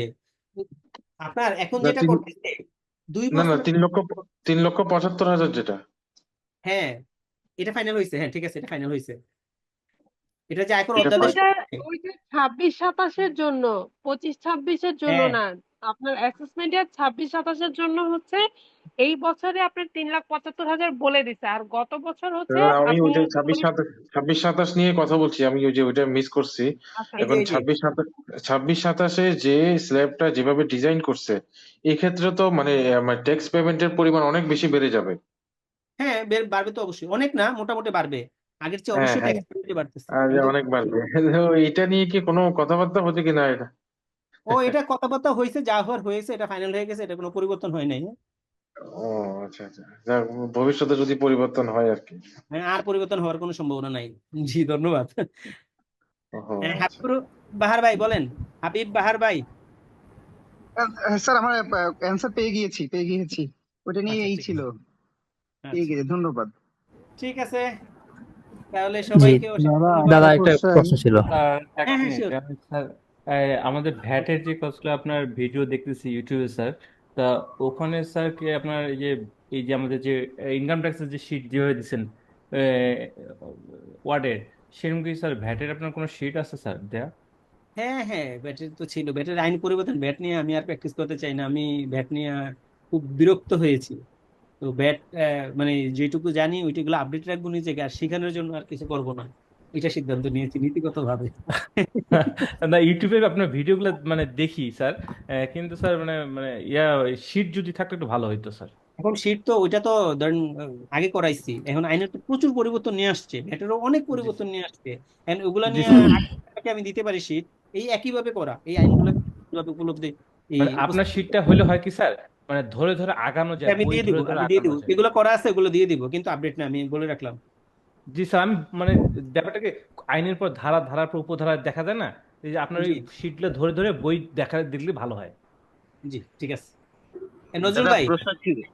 জি দাদা, আমি জানতে চাচ্ছি যে আহ উৎসে কর বিধিমালা যেটা 157 নতুন 2025-এ জি আরোপ জি করছে, জি। এইখানে পেট্রোলিয়াম তেল এবং লুব্রিকেন্ট বিপণনে নিযুক্ত তেল বিপণন কোম্পানি কর্তৃক তেল সরবরাহ, সরি 3 নম্বরটা যেটা, পেট্রোলিয়াম তেল বিপণন কোম্পানি ডিলার বা এজেন্ট কর্তৃক তেল সরবরাহ ক্ষেত্রে 1% ট্যাক্স। এখন আমরা যারা কোম্পানি এটা কিভাবে কমপ্লায়েন্স করব বা প্র্যাকটিস করব? আপনারা যারা কোম্পানি এটা কিভাবে প্র্যাকটিস করবেন? মানে আমরা যখন পারচেজ করি আমাদের জেনারেটরের জন্য। জেনারেটরের জন্য যখন পারচেজ করেন, না তখন জি তো জি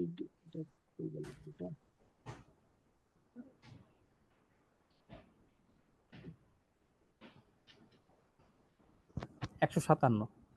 না ওটা তো বুঝছি, আমার এখানে তো ছিল।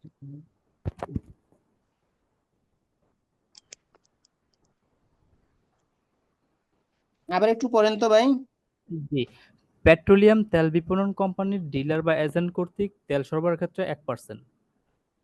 হুম এইটা মনে হয় ঠিক সাবসেকশনে আছে, একটা তাহলে তো লাইন ঠিক আছে, লেখা সিম্পল, আছে, যারা তাহলে তো গাড়ি সিম্পল। টাড়ি আপনি যখন কিনবেন তখন জি জি হইলো 1% ট্যাক্স ওদের কাছে তো কেটে রাখতে পারবেন না, এটা তো নিশ্চিত। কিন্তু আপনি নিজের পকেট থেকে দিয়ে দিবেন। তাহলে আমরা যে বিলটা পাই এটা কি ইনক্লুডিং ধরে ভাগ করে নিব? না না, আপনি ধরেন আপনি জেনারেটরের জন্য ফুয়েল নিয়ে আসলেন, হ্যাঁ 20 জি লিটার কিনে নিয়ে আসলেন বা 50 লিটার নিয়ে আসলেন, তারা ধরেন কি অকটেন কিনেন না কি কিনেন, অকটেন জন্য কিনলেন ধরেন জি ডিজেল 120 টাকা করে। তাহলে আপনি হ্যাঁ যখন এই 100 লিটার কিনলেন, তাকে 12,000 টাকা পেমেন্ট দিলেন। তো ওই পেমেন্ট দিলে এই পেমেন্টের উপর তো তার কেটে রাখতে পারবেন না, কারণ ক্যাশ টাকা দিয়া তাদের কাছ থেকে আপনি ফুয়েল আনতে হবে। মানে জি এটা তো আপনি এখানে এক্সেপশনাল হয়তো বড় বড় যারা কিনে তাদের ক্ষেত্রে পুরো ওই যে ট্রাক দিয়ে পাঠিয়ে দেয় পরে পেমেন্ট দেয় এরকম, যদি ওই রকম হয় তাহলে যদি কাটার সুযোগ থাকে কাটতে পারবেন। আদারওয়াইজ এজ এ সিম্পল ধরেন আপনার প্রতিষ্ঠান যদি 100 লিটার ফুয়েলও যায় ওই পাম্প থেকে নিয়ে আসে, ওইখানে আপনি কেটে পেমেন্ট দিবেন, এটা তারা কোনোভাবে মানবে না। না, তারা মানতে চায় না। এখন আমি যদি কেটে রাখি মানে হ্যাঁ না, নিয়ম কি? আপনি আপনি নিজের পকেট থেকে ওই টাকাটা দিয়ে দিবেন 1% হারে। দাদা আচ্ছা এখানে তো দাদা। আমাদের উৎসকর বিধিমালা যেন 2024 আছে, এখানে তো যেন লেখা ছিল আপনি পেট্রোল পাম্প সিএনজি স্টেশন থেকে তেল গ্যাস সরবরাহ করলে উৎসকর তো প্রযোজ্য হবে না। এটা এটা কি তো পরিবর্তন হয়েছে? ব্যাটের ক্ষেত্রে, ট্যাক্সের ক্ষেত্রে। ওইটা ব্যাটের ক্ষেত্রে ছিল। ট্যাক্সের ক্ষেত্রে উৎসকর বিধিমালা 2024-এ এটাই আচ্ছা তাহলে একটু আমি আরেকটু দেখবো না, হ্যাঁ দেখে যদি প্রযোজ্য না হয় র্যাপটা তাহলে তো হবে না, আর যদি প্রযোজ্য জি হয় তাহলে দিতে হবে, ওইটার দিতে হলে এটা নিচে পকেট থেকে দিতে হবে। সাবসেকশনে লেখা আছে যে আপনার পেট্রোলিয়াম গ্যাস যেগুলো আমরা গাড়ির জন্য ইউজ করে ওইখানে এই রুলটা প্রযোজ্য হবে না, সাবসেকশনে লেখা আছে।